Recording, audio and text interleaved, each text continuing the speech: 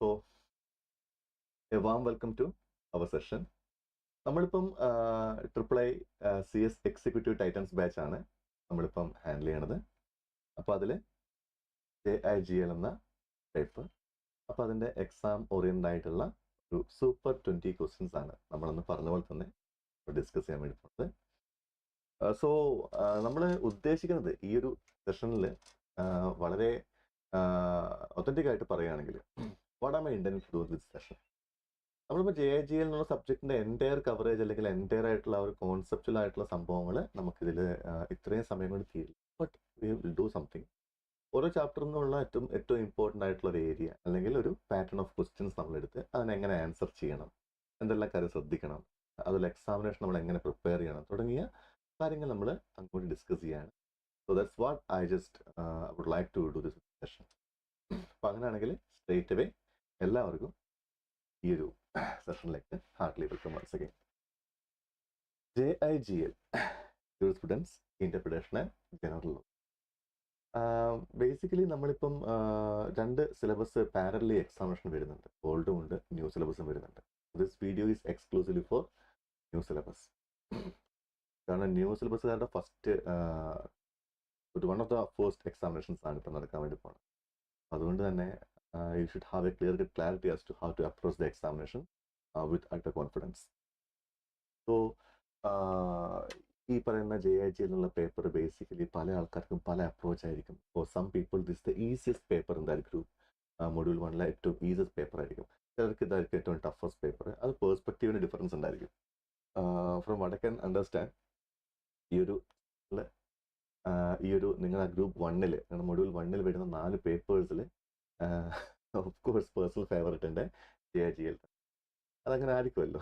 പക്ഷെ എന്നാലും JIGL നിങ്ങളെ ചതിക്കില്ല. ബേസിക്കലി ഇത്രയും നാളത്തെ ട്രെൻഡ് വെച്ച് നോക്കുമ്പം JIGL is a paper which is like kind of cool to deal with. നമുക്ക് ഇൻട്രസ്റ്റിംഗ് ആയിട്ടുള്ള ഒരുപാട് പ്രൊവിഷൻസ് ആണ് പഠിക്കാനുള്ളത്.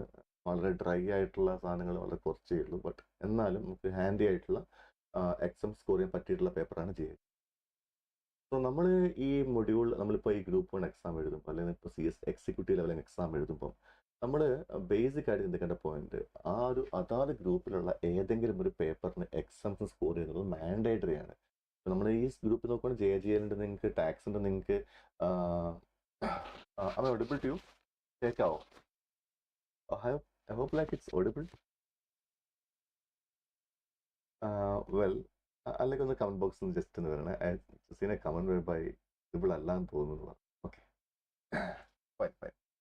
അപ്പം പറയുന്ന പോയിന്റ്, ഈ JIGL എന്നുള്ള ഈ ഒരു പേപ്പർ ബേസിക് ആയിട്ട് നമുക്ക് എക്സാംസ് സ്കോർ ചെയ്യാൻ വേണ്ടി നമുക്ക് ടാർഗറ്റ് ചെയ്യാൻ ഏറ്റവും ഒരു പേപ്പറാണ്.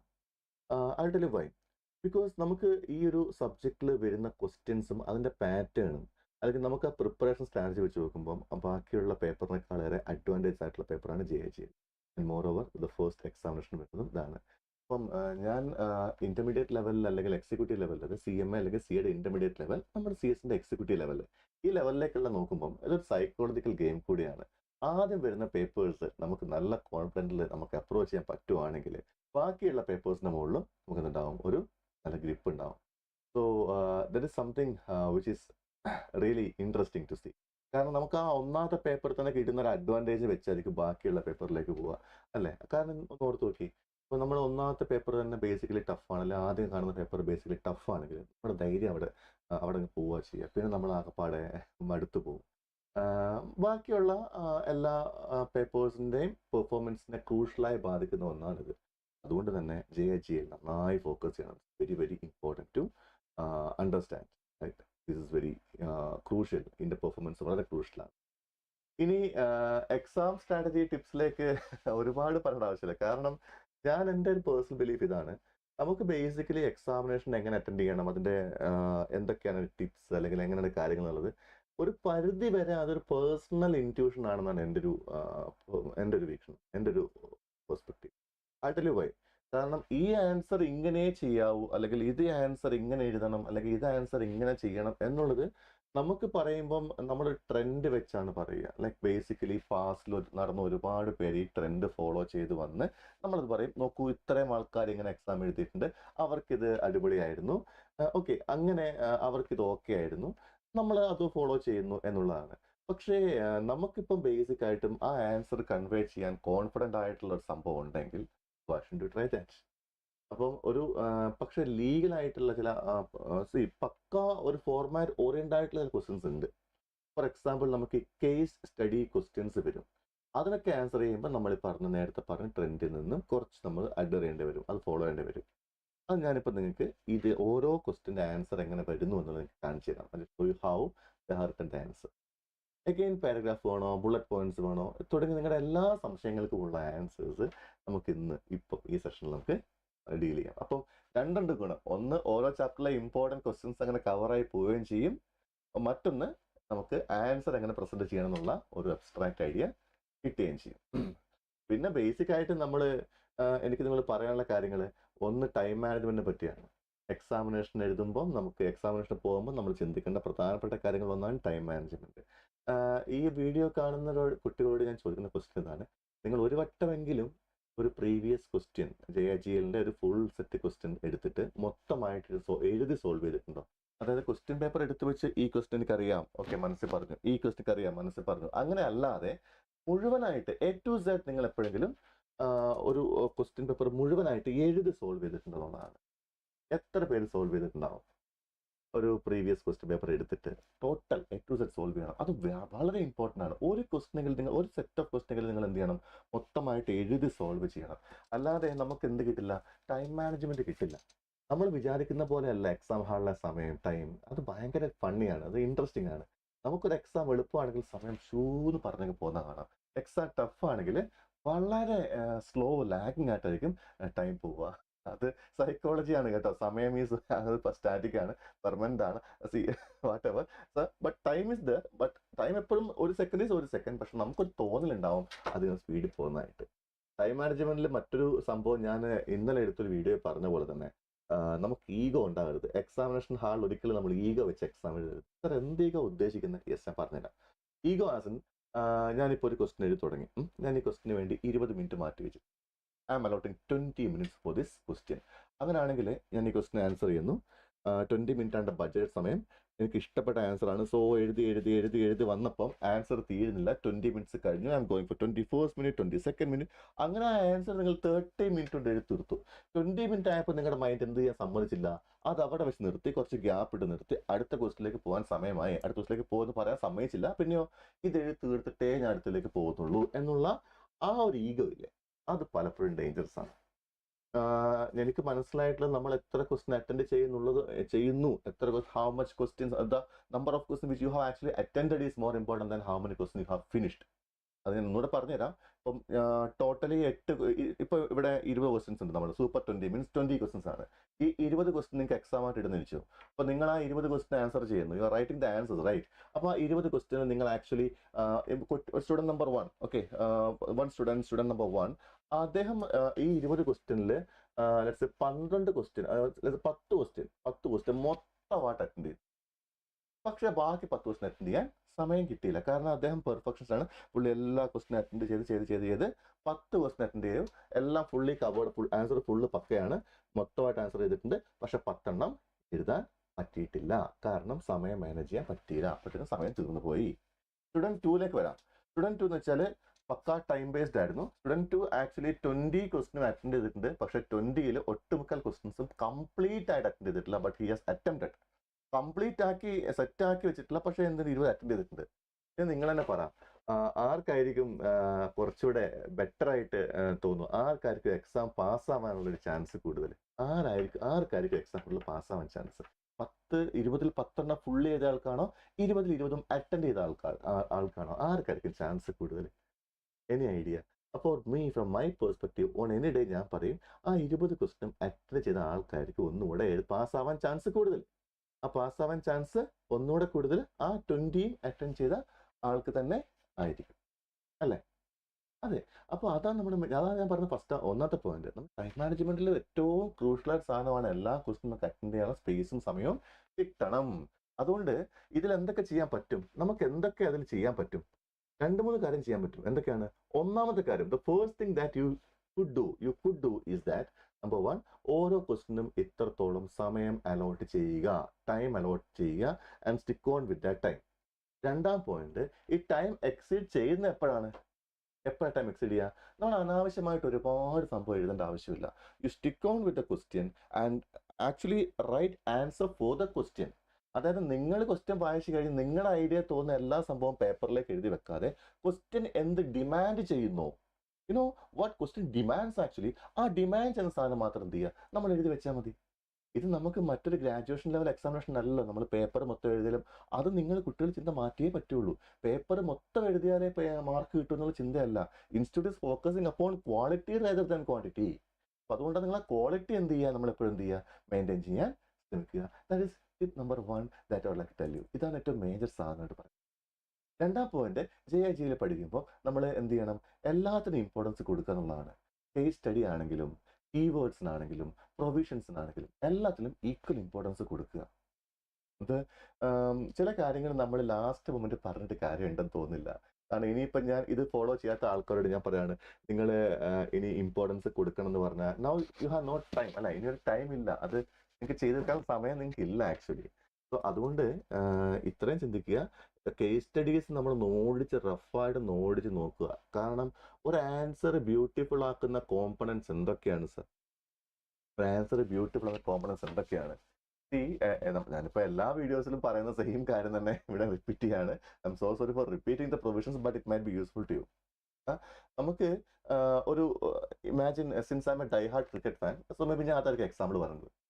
ഒരു ക്രിക്കറ്ററുടെ ഷോട്ട് നിങ്ങൾ നോക്കൂ. ഒരു ക്രിക്കറ്റർ ഷോട്ട് കളിക്കുന്നു. ആ ഷോട്ടിൽ ബേസിക്കലി ഇപ്പം ഞാൻ ഷോട്ട് കളിക്കുന്നു, എഡ്ജ് കൊണ്ട് 4 പോയി, എൻ്റെ ബാറ്റിൻ്റെ എഡ്ജ് കൊണ്ട് 4 പോയി. ഞാനത് കവർ ഡ്രൈവ് ശ്രമിച്ചു, പക്ഷെ കിട്ടിയില്ല. ബട്ട് ലക്കിലി എഡ്ജ് കൊണ്ട് 4 പോയി. എൻ്റെ ടീമിന് 4 റൺസ് കിട്ടി. ഓക്കെ, അതേസമയം ഞാൻ നല്ല പക്കാ ടൈംഡ് ഒരു കവർ ഡ്രൈവ് ഷോട്ട് കളിച്ചിരുന്നു, അതൊന്ന് 4 പോയി. ഇത് നിങ്ങൾ നോക്കുമ്പോൾ ടീമിന് എന്തായാലും എക്സ് ആയാലും വൈ ആയാലും എന്ത് കിട്ടി? 4 റൺസ് കിട്ടി. നല്ല ഷോട്ടാണെങ്കിലും മോശമാണെങ്കിലും 4 റൺസ് കിട്ടി അല്ലേ? പക്ഷെ നിങ്ങളുടെ ടീം എന്ന ICSIക്ക് എഡ്ജ് പോയി കിട്ടുന്ന 4 മാർക്ക് വേണ്ട. അവർ ഉദ്ദേശിക്കുന്ന ആ ഒരു പെർഫെക്ഷൻ ഓഫ് ഷോട്ട് ഉണ്ട്, അത് കിട്ടുന്നവരെ നമ്മൾ എക്സാം എഴുതിക്കൊണ്ടേയിരിക്കും. അപ്പം നമ്മൾ എന്ത് മനസ്സിലാക്കണം, നമ്മൾ പഠിച്ചു എന്നുള്ളതല്ല, ഇൻസ്റ്റിറ്റ്യൂട്ട് ഉദ്ദേശിക്കുന്ന രീതിയിൽ നമ്മുടെ ആൻസറിനെ എത്തിക്കാൻ പറ്റുമോ ഇല്ലയോ, ആ ക്വാളിറ്റി നമുക്ക് റെൻഡർ ചെയ്യാൻ പറ്റുമോ ഇല്ലയോ, അവിടെയാണ് എൻ്റെ മെയിൻ പോയിന്റ്. അല്ലെങ്കിൽ നമ്മൾ ആലോചിച്ച് നോക്കി, ഓൾ ഇന്ത്യ ലെവലിൽ CS എക്സിക്യൂട്ടീവ് എത്ര കുട്ടികൾ എഴുതുന്നുണ്ട് ഇപ്പോൾ എക്സാമിനേഷൻ അല്ലെ? എത്ര നമുക്ക് ഒരു on scale of let's say 100 എടുത്തുള്ള സ്കെയിലായിട്ട് ഈ 100 കുട്ടികളിൽ എത്ര പേര് പാസ്സാവുന്നുണ്ട്? എന്തുകൊണ്ട് ഇത്ര പേര് പാസ്സാവുന്നുള്ളൂ? ഇപ്പം ലെറ്റ്സ് സേ 100 പേര് എഴുതിയതിൽ ഫോർ ടൈം ബീങ് നമുക്കിപ്പോൾ ഒരു 20 പേര് പാസ്സായിരിക്കട്ടെ. ഇമാജിനറി ഫിഗർ ആണ്, 20 പേര് പാസ്സായിരിക്കട്ടെ. ബാക്കി 80 പേര് ഫെയിലായി. നിങ്ങൾക്ക് തോന്നുന്നുണ്ടോ ഈ 80 പേര് ഫെയിൽ ആവാനുള്ള കാരണം അവർ ഉത്തരം തെറ്റിച്ചുകൊണ്ടാണ് നിങ്ങൾക്ക് തോന്നുന്നുണ്ടോ? അതാണ് എൻ്റെ ക്വസ്റ്റ്യൻ. അല്ല, അവരുടെ ആൻസർ കറക്റ്റാണ്. അതായത് അവരുടെ ആൻസറൊക്കെ എഡ്ജ് കൊണ്ട് 4 പോയതാണ്. 20 പേരുടെ മാത്രമേ ആൻസർ മാത്രമേ എന്തുള്ളൂ, പക്കാ കവർ ഡ്രൈവ് പോലെ പെർഫെക്ഷനിൽ വന്നിട്ടുള്ളൂ. അതാണ് ഞാൻ നിങ്ങളോട് പറയാൻ ഉദ്ദേശിച്ച രണ്ടാമത്തെ സംഭവം. നിങ്ങൾ ആൻസറിന്റെ ക്വാളിറ്റി എൻഹാൻസ് ചെയ്യുക. നിങ്ങൾ ആൻസർ കൺവിൻസിങ് ആവണം. അപ്പോൾ അടുത്ത ക്വസ്റ്റ്യൻ, സാർ എന്താണ് സാർ ഉദ്ദേശിക്കുന്ന പെർഫെക്റ്റ് കവർ ഡ്രൈവ്? ഒരു കവർ ഡ്രൈവ് പെർഫെക്റ്റ് ആവണമെങ്കിൽ നമ്മുടെ സ്റ്റാൻസ് അങ്ങനെ ബ്യൂട്ടിഫുൾ ആയിട്ട് സ്റ്റാൻസ് വേണം അല്ലെ? ആ ഹാൻഡ് ഐ കോർഡിനേഷൻ വേണം, ബാറ്റിന്റെ മിഡിൽ ചെയ്യണം, ആ ബോൾ കറക്റ്റ് ബാറ്റിന്റെ മിഡിൽ നിന്ന് വേണം പോകാൻ വേണ്ടി, ആ ഒരു എലഗൻസ് ഉണ്ടാവണം അല്ലെ? ആ ഗ്യാപ്പ് ഫീൽ ചെയ്യണം. അതുപോലെ തന്നെ ആൻസറിന് ചില അഴകെന്ന് പറയുന്ന സംഭവമുണ്ട്. The beautiful answer. The art of answering is an entertaining thing. The art of answering. That's what I'm trying to preach, the art of answering. So what do you mean by the art of answering? Fine, I'll tell you. ഒരു answer ഇപ്പം ഞാൻ paper value ചെയ്യുന്ന ആളാണെങ്കിൽ എനിക്ക് നിങ്ങളുടെ answer കാണുമ്പം ആ ഒരു wow element, this is something really good. അതായത് ഇതിന് മാർക്ക് കൊടുക്കാതിരുന്നാൽ അതൊരു തെറ്റാണ്. It is a crime if I won't give marks to this particular question എന്നെനിക്ക് ഫീൽ ചെയ്യണം. കാരണം ഞാനൊരു ദിവസം 60ഓളം പേപ്പർ ചെക്ക് ചെയ്യുമ്പം ആൻസർ ഇത് കണ്ട ആൻസർ ഇത് പ്രത്യേകിച്ച് ഒന്നുമില്ല, ഓക്കെ ഇതും സെയിം തന്നെ, മുന്നത്തെ പേപ്പറിൽ തന്നെ, ഇത് മുന്നത്തെ പേപ്പർ പോലെ തന്നെ, ഇത് മുന്നത്തെ പേപ്പർ പോലെ തന്നെ. What this is something interesting അല്ലെ? ആ ദിസ് ഇസ് സംതിങ് ഇൻട്രസ്റ്റിംഗ് മക്കളെ നമുക്ക് പാസ്സാവുന്നത്. ആ ദിസ് ഇസ് സംതിങ് ഇൻട്രസ്റ്റിംഗ് എങ്ങനെയാണ്? ഒരു ക്വസ്റ്റ്യൻ വരുമ്പോൾ നമ്മൾ അതിന്റെ ഒന്നാമത്തെ പോയിന്റ് പ്രസന്റേഷൻ എന്ത് ഭംഗിയാണ് പറയുന്നത്. നല്ല വൃത്തിയുള്ള പ്രസന്റേഷൻ, ഓക്കെ, ഒരു മാർജിനൊക്കെ വെച്ച് വരച്ച് ആ മാർജിൻ ഇപ്പുറത്തോട്ട് മാത്രം എഴുതി ക്വസ്റ്റ്യൻ നമ്പർ മൊത്തം മാർജിനിൽ എഴുതി ആൻസർ മൊത്തം ഒരേ അലൈൻമെന്റിൽ അങ്ങനെ വൃത്തിയായിട്ട് വെച്ച് പട്ടുവച്ച പെൻസിൽ കൊണ്ട് കീവേഡ്സ് മാത്രം ഹൈലൈറ്റ് ചെയ്യുന്ന ഹെൽപ്പ് ചെയ്യണം. എന്നെ ഹെൽപ്പ് ചെയ്യണം. ആരെ? പേപ്പർ വന്നാലും ഹെൽപ്പ് ചെയ്യാണ്. You are helping me, the person who value the paper. Sir, ഒരുപാട് അലയണ്ട, ഇതാണ് കീവേഡ്സ് മാർക്ക് ചെയ്ത് വെച്ചിട്ടുണ്ട്, ബാക്കിയുള്ളത് കണ്ടന്റ് ഉണ്ട് അല്ലെ? അപ്പൊ എന്റെ കാരണം ആദ്യം എങ്ങോട്ട് പോവുള്ളൂ? ഈ അണ്ടർലൈൻഡ് പോയിന്റ്സിലേക്ക് പോവുള്ളൂ. ചെയ്തോളൂ, കുഴപ്പമൊന്നുമില്ല. The thing is, you have to make my life easier, to make my life comfortable, right? Paper വരുന്ന ആളെ ഹാപ്പി ആക്കുക, അതാണ് എന്റെ മെയിൻ സംഭവം. എങ്ങനെ ഹാപ്പി ആക്കാം? ഞാൻ പറഞ്ഞുകൊണ്ട് വരുവാണത്. എന്ത്? ഒന്ന് പറയുന്ന മാർജിനൊക്കെ വെച്ച് നീറ്റായിട്ടുള്ള പ്രസന്റേഷൻ. 2, നമ്മൾ ഈ പറയുന്ന വലിച്ചു വാരി കഥ എഴുതി എന്നെ വെറുപ്പിക്കരുത്. പിന്നെയോ കാര്യത്തിലോട്ട് പോവാ, സ്ട്രെയിറ്റ് അവ മാൻഡറിലോട്ട് പോവാ. 3-ാം പോയിന്റ് എന്താണ്? നിങ്ങൾ ആ എഴുതുന്ന കാര്യങ്ങൾ ഒതന്റിക് ആയിരിക്കണം. ഏതോ ഒരു ആക്ടിൽ, ഏതോ ഒരു പ്രൊഫഷനിൽ, എവിടെയോ ഏതോ കേസിലോ ആരോ ഇങ്ങനെയൊക്കെ പറഞ്ഞു എന്ന് പറഞ്ഞ് എഴുതിയാൽ എന്താണ് എന്റെ പോയിന്റ്?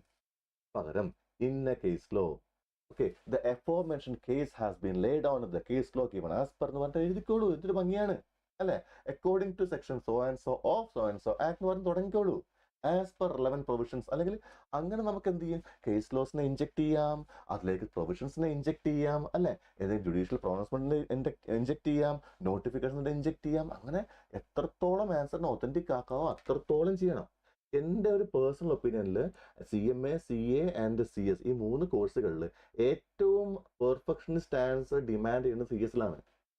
അതുകൊണ്ട് തന്നെ CA-നെക്കാളും CM-നെക്കാളും എളുപ്പമാണ് CS എന്ന് പറഞ്ഞ് ജോയിൻ ചെയ്യുന്ന ആൾക്കാർക്ക് ഇതിന്റെ ബുദ്ധിമുട്ട് നന്നായിട്ട് മനസ്സിലാക്കുന്നത് ഈ പറഞ്ഞ എക്സാമിനേഷൻ തൊട്ടായിരിക്കും. I feel like that. കാരണം നമ്മൾ നല്ല എഫേർട്ട് ഇടണം. ഓരോ CS-കാരനും എക്സാം പാസ്സാവണത് ഒരുപാട് സ്ട്രഗിൾ ചെയ്തിട്ടാണ്. അവനവന്റെ സ്ട്രഗിൾ അവനവനെ അറിയത്തുള്ളൂ. നമ്മൾ ആരെ അങ്ങോട്ടും ഇങ്ങോട്ട് ക്രോസ് കമ്പയർ ചെയ്യേണ്ട. വിച്ച് കോഴ്സ് ഇസ് ബെറ്റർ എന്നൊരു ക്വസ്റ്റ്യൻ ഇവിടെ റെലവെന്റേ അല്ല. ഓരോ കോഴ്സും ഓരോ ഡയറക്ഷനിലേക്ക് പോകുന്ന റിവേഴ്സ് ആണ്. അതിൽ ഞാൻ ഈ റിവർ ചൂസ് ചെയ്തു and I M swimming in the river. ഞാൻ ഇതിൽ സ്വിം ചെയ്യുന്നു അല്ലെ? അപ്പൊ അതുകൊണ്ട് തന്നെ നമ്മളെ എഫേർട്ട് എല്ലാം, അതുപോലെ തന്നെ ഞാൻ പറഞ്ഞപ്പോൾ എന്താ അറിയോ, നമ്മൾ ഈ കഷ്ടപ്പെട്ട് ഇത്രയും നാൾ പഠിച്ചതിന്റെ എൻ്റെ റിവാർഡ് കാണിക്കേണ്ടത് എവിടെയാണ്? ഈ പറഞ്ഞ കപ്പിൾ ഓഫ് ഹവേഴ്സിലാണ്, എക്സാം ഹവേഴ്സിലാണ്. നിങ്ങൾ ഇത്രയും നാൾ പഠിച്ചു സാർ, എനിക്ക് എല്ലാം ഓക്കെ, എല്ലാ ബുക്കും ഓക്കെ, എല്ലാം ഓക്കെയാണ്. ഇതിന് അതൊക്കെ അവിടെ നിൽക്കട്ടെ, അത് എവിടെ പ്രൂവ് ചെയ്യും? ഈ 3 മണിക്കൂർ നിങ്ങൾ പ്രൂവ് ചെയ്യണം. അതിന് ആ answer should speak for your efforts which you have injected. അതിനെ തടസ്സമായി നിൽക്കാൻ മറ്റൊന്നിനെയും സമ്മതിക്കരുത്. ആൻസർ കൺവിൻസിംഗ് ആയിട്ട് തന്നെ ചെയ്യുക. കേസ് ലോസ്, പ്രൊവിഷൻസ് ഒക്കെ പഠിച്ചു വെക്കുക. സെക്ഷൻ നമ്പേഴ്സ് ഉണ്ടെങ്കിൽ അത് കോട്ട് ചെയ്യുക, തുടങ്ങിയ കാര്യങ്ങൾ ചെയ്യുക. ആൻസറിന്റെ പ്രസന്റേഷൻ ഫോർമാറ്റ് നീറ്റ് ആവണം. ഒരു മാർജിൻ വരയ്ക്കുക. ആൻസർ ബുള്ളറ്റ് പോയിന്റ്സ്, പാരഗ്രാഫോ, however you feel comfortable, just go for it. Okay, ഇന്നതേ ആവാമെന്നില്ല, അത് നമ്മളങ്ങനെ ചെയ്യുക. Ultimately keep in mind that your duty is to make my life, that is paper values in ആളുടെ ലൈഫ് ഹാപ്പി ആക്കുക. ആളെ impress. If he is impressed, your institute is impressed. And if institute is impressed, institute impressed and സംഭവിക്കും. നിങ്ങൾ result വരുന്ന ദിവസം നിങ്ങൾ roll number enter ചെയ്തു, heart beat capture enter ചെയ്തു, മറ്റേ നിങ്ങളുടെ കോഡ് വാട്ട് പാസ്വേഡ് എൻ്റർ ചെയ്തു, ക്ലിക്ക് ചെയ്യുന്നു, സ്ക്രീൻ കറങ്ങുന്നു, റിസൾട്ട് വരുന്നു, pass. Welcome to our session. നമുക്ക് നമ്മളെ പോസ്റ്റിലേക്ക് സ്റ്റേറ്റ് വേ പോവാം. എല്ലാം നന്നായി വരട്ടെ. സോ അവർ സെഷൻ, നമുക്കിപ്പോൾ ഒരു ക്വസ്റ്റ്യൻ പേപ്പർ നമുക്ക് സ്ക്രീൻ തന്നിട്ടുണ്ട്. നമുക്ക് അതിൽ നോക്കിയിട്ട് ഓരോരോ ക്വസ്റ്റ്യൻസ് നമുക്ക് ഓൾമോസ്റ്റ് എല്ലാ ചാപ്റ്ററിനുള്ള ഇമ്പോർട്ടൻറ്റ് ക്വസ്റ്റ്യൻ ഞാൻ കവർ ചെയ്തിട്ടുണ്ട്. ഓക്കെ, അതിൽ ഒരു ചാപ്റ്ററിന് ഒരു ക്വസ്റ്റ്യൻ എങ്കിലും എന്നാണ് എൻ്റെ ഉദ്ദേശം ഉണ്ടായിരുന്നത്. മാക്സിമം ഞാൻ സ്റ്റിക്ക് ഓൺ ചെയ്തിട്ടുണ്ട്. അപ്പോൾ നമുക്കതിലേക്ക് വരാം. ഓരോ ക്വസ്റ്റ്യനായിട്ട് നമുക്കിതിനെ അപ്രോച്ച് ചെയ്യാം. Okay, so will start with the first question. Distinguish between ratio, decidendi and obiter dicta judgment by a court. So basic ആയിട്ടും ഒരു കാര്യം കൂടെ പറയാനുണ്ട്. ദാറ്റ് ഈസ്, ഈ പറയുന്ന ടെക്സ്റ്റ് ബുക്കിൽ ഉള്ള ഇത്രയും ചാപ്റ്റേഴ്സിൽ എന്നോട് നിങ്ങൾ ആരെങ്കിലും ഈ ഒരു ക്വസ്റ്റ്യൻ ചോദിക്കാൻ ചാൻസ് ഉണ്ട്. എന്ത് സാറേ, ഈ വീഡിയോയിൽ സാർ ഏതെല്ലാം ചാപ്റ്റേഴ്സ് ആണ് ഇമ്പോർട്ടൻ്റ് എന്ന് പറയാമോ? ഏതെല്ലാം ചാപ്റ്റേഴ്സ് സ്കിപ്പ് ചെയ്യാൻ പറ്റുന്നുണ്ടെങ്കിൽ അതൊന്ന് പറയാവോ എന്ന് ചോദിക്കാൻ ചാൻസ് ഉണ്ട്. ഇപ്പോഴേ ഞാൻ ഡിസ്ക്ലെമർ പറയുകയാണ്, അങ്ങനെ ഒന്ന് ഈ വീഡിയോയിൽ ഉണ്ടാവുന്നതല്ല. കാരണം I'm really nervous, I'm really afraid to give such a statement that ഈ ചാപ്റ്റേഴ്സ് ഇമ്പോർട്ടൻ്റ് ആണ്, ഇത് ഇമ്പോർട്ടൻ്റ് അല്ല. കാരണം since I teaching JIL for so many couple of years, from my experience I understood that ഈ important ഇന്ന chapters ആണ്, ഇതിൽ ഇത്ര മാർക്ക് വരും തുടങ്ങിയ പ്രഡിക്ഷൻസ് ഒക്കെ ബേസ്ലെസ് ആണ്. Institute totally upside down change ആയിട്ടാണ് ക്വസ്റ്റ്യൻസ് ഇടുന്നത്. അപ്പോൾ ഒരു ചാപ്റ്റർ നിങ്ങൾ സ്കിപ്പ് ചെയ്യരുത്. ഒരു ചാപ്റ്ററിന് ഓവർ ആയിട്ടുള്ള പ്രിഡോമിനൻസ് കൊടുത്തുകൊണ്ട് മറ്റു ചാപ്റ്ററിന് താഴ്ത്തി കെട്ടരുത്. എല്ലാ ചാപ്റ്ററും നിങ്ങളെ ഉപദ്രവിക്കാൻ ശേഷിയുള്ളത് തന്നെയാണ്. അതുകൊണ്ട് ആരെയും എന്ത് ചെയ്യണ്ട, നമ്മൾ ജസ്റ്റ് അങ്ങനെ കുറച്ച് കാണിക്കേണ്ട ആവശ്യം ഇല്ല. സോ അതുകൊണ്ട് തന്നെ ഞാൻ എല്ലാ ചാപ്റ്ററിനും മാത്സ് ക്വസ്റ്റ്യൻസ് ഉണ്ട്. ഒന്നാം ക്വസ്റ്റ്യൻ ഞാൻ പറഞ്ഞല്ലോ. Let's start with question. Distinguish between ratio decidendi and obiter dicta in a judgment by a court. ഒരു കോർട്ട് ഉത്തരവിൽ എന്താണ് ഈ റേഷ്യോ ഡിസിഡൻറ്റി, എന്താണ് ഒബീറ്റ ഡിക്റ്റ? ഓക്കെ ആണോ സാറിന്? റേഷ്യോ ഡിസിഡൻറ്റി ഒബീറ്റ ഡിക്റ്റ എന്ന് പറയുമ്പം ഒരു ജുഡീഷ്യൽ പ്രൊനൗൺസ്മെന്റിൽ വരുന്ന, ഒരു ജുഡീഷ്യൽ ഡിസിഷനിൽ വരുന്ന, ഒരു കോർട്ട് എടുക്കുന്ന ഡിസിഷനിൽ വരുന്ന രണ്ട് പാർട്ടാണ്. ഓക്കെ, ഒന്നിനെ നമുക്ക് മെയിൻ പാർട്ട് എന്നും പ്രൈമറി പാർട്ട് എന്നും ഒന്നിനെ സെക്കൻഡറി പാർട്ട് എന്നും വിളിക്കാമെന്നിരിക്കട്ടെ. പ്രൈമറി പാർട്ട് എന്താ അറിയോ? അതിന്റെ മെയിൻ ആയിട്ടുള്ള എന്താണോ ഡിസിഷൻ, ഓക്കെ, എന്താണ് ഡിസിഷൻ, അതിന്റെ റീസൺസ് ആണ്. എസ് പറഞ്ഞു, ഒന്ന് മെയിൻ പാർട്ട്, ഇന്ന തീരുമാനം, ഇന്ന കാരണത്താൽ ഇന്ന തീരുമാനിക്കുന്നു. എസ് പറഞ്ഞു, അതിലേക്ക് എത്തിപ്പെടാനുള്ള മറ്റ് റിമാർക്സ് അല്ലേ, ആ റിമാർക്സ് ആണ് സെക്കൻഡറി പാർട്ട്. അതായത് ഇന്ന ആൾക്ക് ഇന്ന പോലെ കോമ്പൻസേഷൻ അല്ലെങ്കിൽ ഇന്ന പോലെ reward whatever it is അത് പ്രഖ്യാപിച്ചു കഴിഞ്ഞിട്ട് and now the court will make some additional remarks behind the decisions. അതാണത് സെക്കൻഡറി പാർട്ട് വേണ്ടത്. അതാണത് ഈ ഒബീറ്റ ഡിക്റ്റ എന്ന് പറയുന്നത്. ഓക്കെ ആണോ? അപ്പോൾ നമ്മളിപ്പം ഒരു ലോക്കൽ എക്സാമ്പിൾ പറയാം, ഒരു വളരെ ലോക്കൽ എക്സാമ്പിൾ പറയാം. ദാറ്റ് ഈസ് ഇപ്പോൾ ഇമാജിൻ ജസ്റ്റ് സംതിങ് ലൈക്ക്, ഇപ്പോൾ ഞാൻ ക്ലാസ്സിൽ പറയാണ്, ക്ലാസ്സിൽ കുറച്ച് കുട്ടികൾ വന്നു. അപ്പം ഞാൻ അവരെ ലൈക്ക് അവരെന്തോ ഇഷ്യൂ ആയിട്ട് വന്നു, ലൈക്ക് ഞാൻ സോൾവ് ചെയ്യാണ്. ഞാൻ പറഞ്ഞു, ഒരു കാര്യം ചെയ്യും, നിങ്ങൾ 4 പേരും നാളെ ഇത്രയും ഇത് 5 വട്ടം എഴുതിക്കൊണ്ട് വരണം. ഓക്കെ, നിങ്ങൾ 3 പേര് ഇത് 2 വട്ടം എഴുതിയാൽ മതി. ഓക്കെ, ശരി. ഇതിൻ്റെ തീരുമാനമാണ്. അതായത് അവരെന്തോ എക്സാമിനേഷൻ പങ്ക് ചെയ്തു, അങ്ങനെന്തോ ആണ്. അപ്പം ഞാൻ പറയാണ്, നിങ്ങൾ എക്സാം പങ്കെടുക്കുന്ന ഒരു കാര്യം ചെയ്യും, നിങ്ങൾ ഇത്ര പേര് 5 വട്ടം എഴുതിക്കൊണ്ടുപോകും, നിങ്ങൾ ഇത്ര പേര് 2 വട്ടം എഴുതിക്കൊണ്ടുപോകും കേട്ടോ.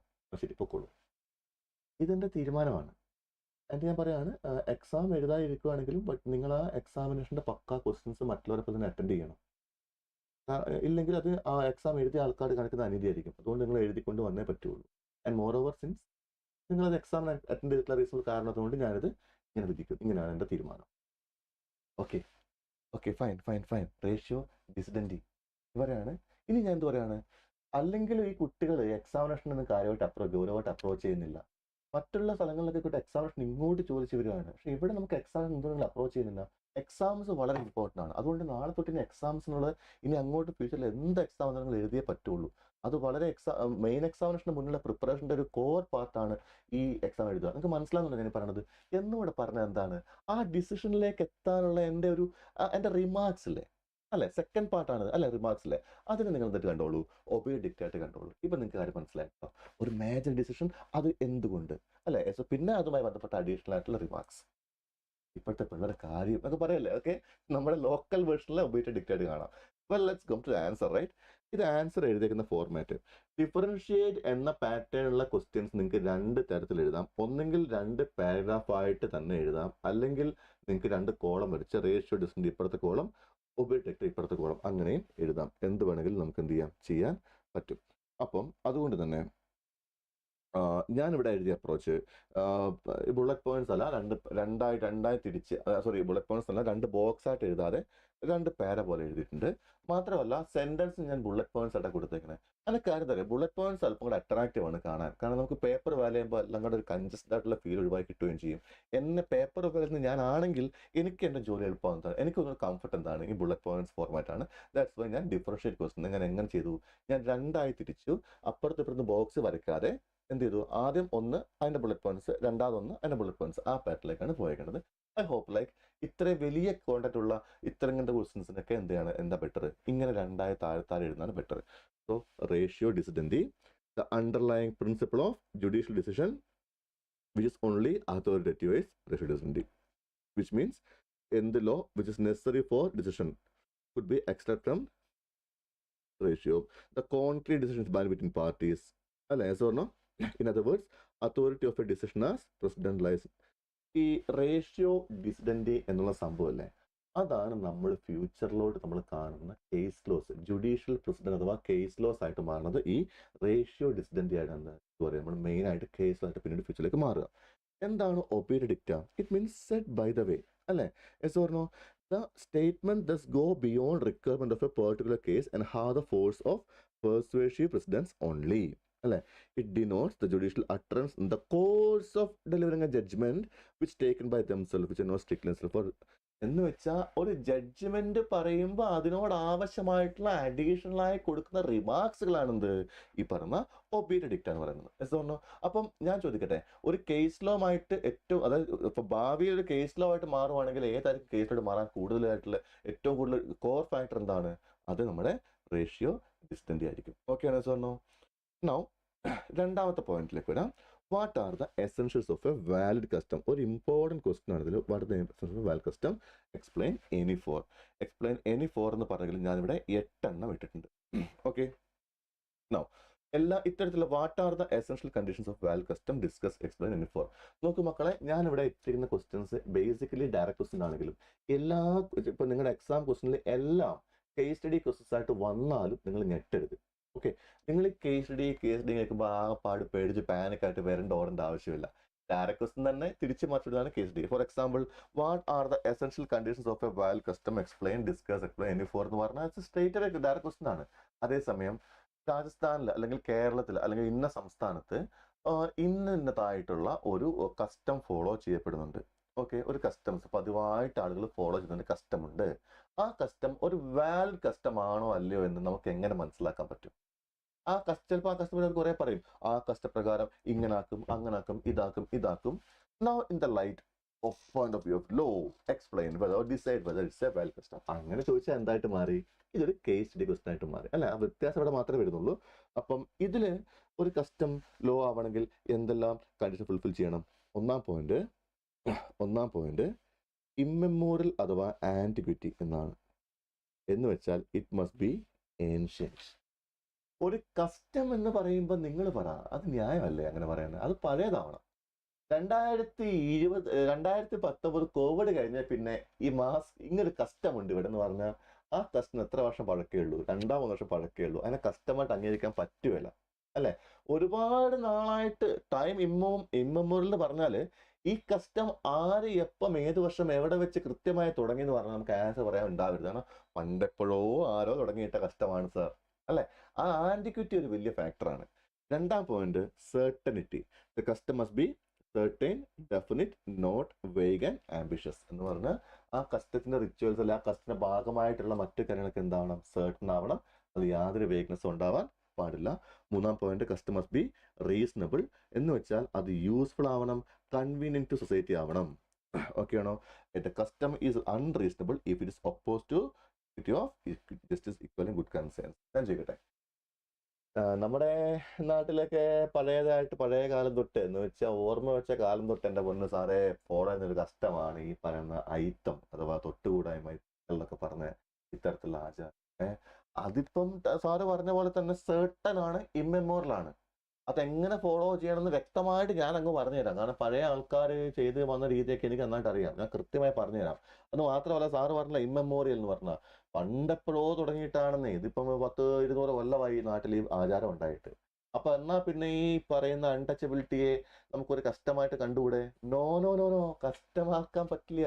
അതായത് ഇമ്മെമ്മോറിയലും സെർട്ടനിറ്റി ഉണ്ടായാൽ മാത്രം പോരാ, അത് റീസണബിൾ ആവണം. Principles of justice, equity, good conscience നിരക്കുന്നതാവണം. എസ് പറഞ്ഞോ? സമൂഹത്തിന് എന്തെങ്കിലും ഗുണമുള്ള ഒരു കസ്റ്റം ആവണം. അതും ഇമ്പോർട്ടൻ്റ് ആണ്. നിങ്ങൾ എന്തിനാ കസ്റ്റം വരുന്നത് വാശി പിടിക്കുന്നത്? Why do you want it to be legal? Why do you want it to be legal? You want it to be legal because it is useful to you. It is reasonable, അല്ലേ? So നാട്ടുകാർക്ക് ഉപദ്രവം ഉണ്ടാക്കുന്ന കഷ്ടമെടുത്ത് നമ്മൾ ആളെടുത്ത് ഹാപ്പിയായി കൊണ്ടുപോകും ഇല്ല. നാലാം point compulsory observance. ഒരു കസ്റ്റം വാലിഡ് ആണെങ്കിൽ അത് കണ്ടിന്യൂസ് ആയിട്ട് ഒബ്സർവ് ചെയ്യണം വിത്തൗട്ട് ഇൻട്രപ്ഷൻ. ഇൻട്രപ്ഷൻ എന്ന് വെച്ചാൽ ഒരു കസ്റ്റം ഉണ്ടായിരുന്നേ, അത് കഴിഞ്ഞ 50 കൊല്ലം മുന്നേ വരെ ഉണ്ടായിരുന്നു. പിന്നെ 20 കൊല്ലത്തേക്ക് ആരും ഫോളോ ചെയ്തില്ല. പിന്നെ ഒരു 10 കൊല്ലം ഫോളോ ചെയ്തു. പിന്നെ 5 കൊല്ലം ഫോളോ ചെയ്തില്ല. പിന്നെ അങ്ങനെ ഇടയ്ക്കിടയ്ക്ക് വെച്ച് മുറിഞ്ഞു പോകുന്നതല്ല. ഈ കസ്റ്റം കണ്ടിന്യൂസ്ലി എക്കാലം ആൾക്കാർ ഫോളോ ചെയ്ത് പോകുന്നതെന്നായിരിക്കണം. എസ് പറഞ്ഞോ?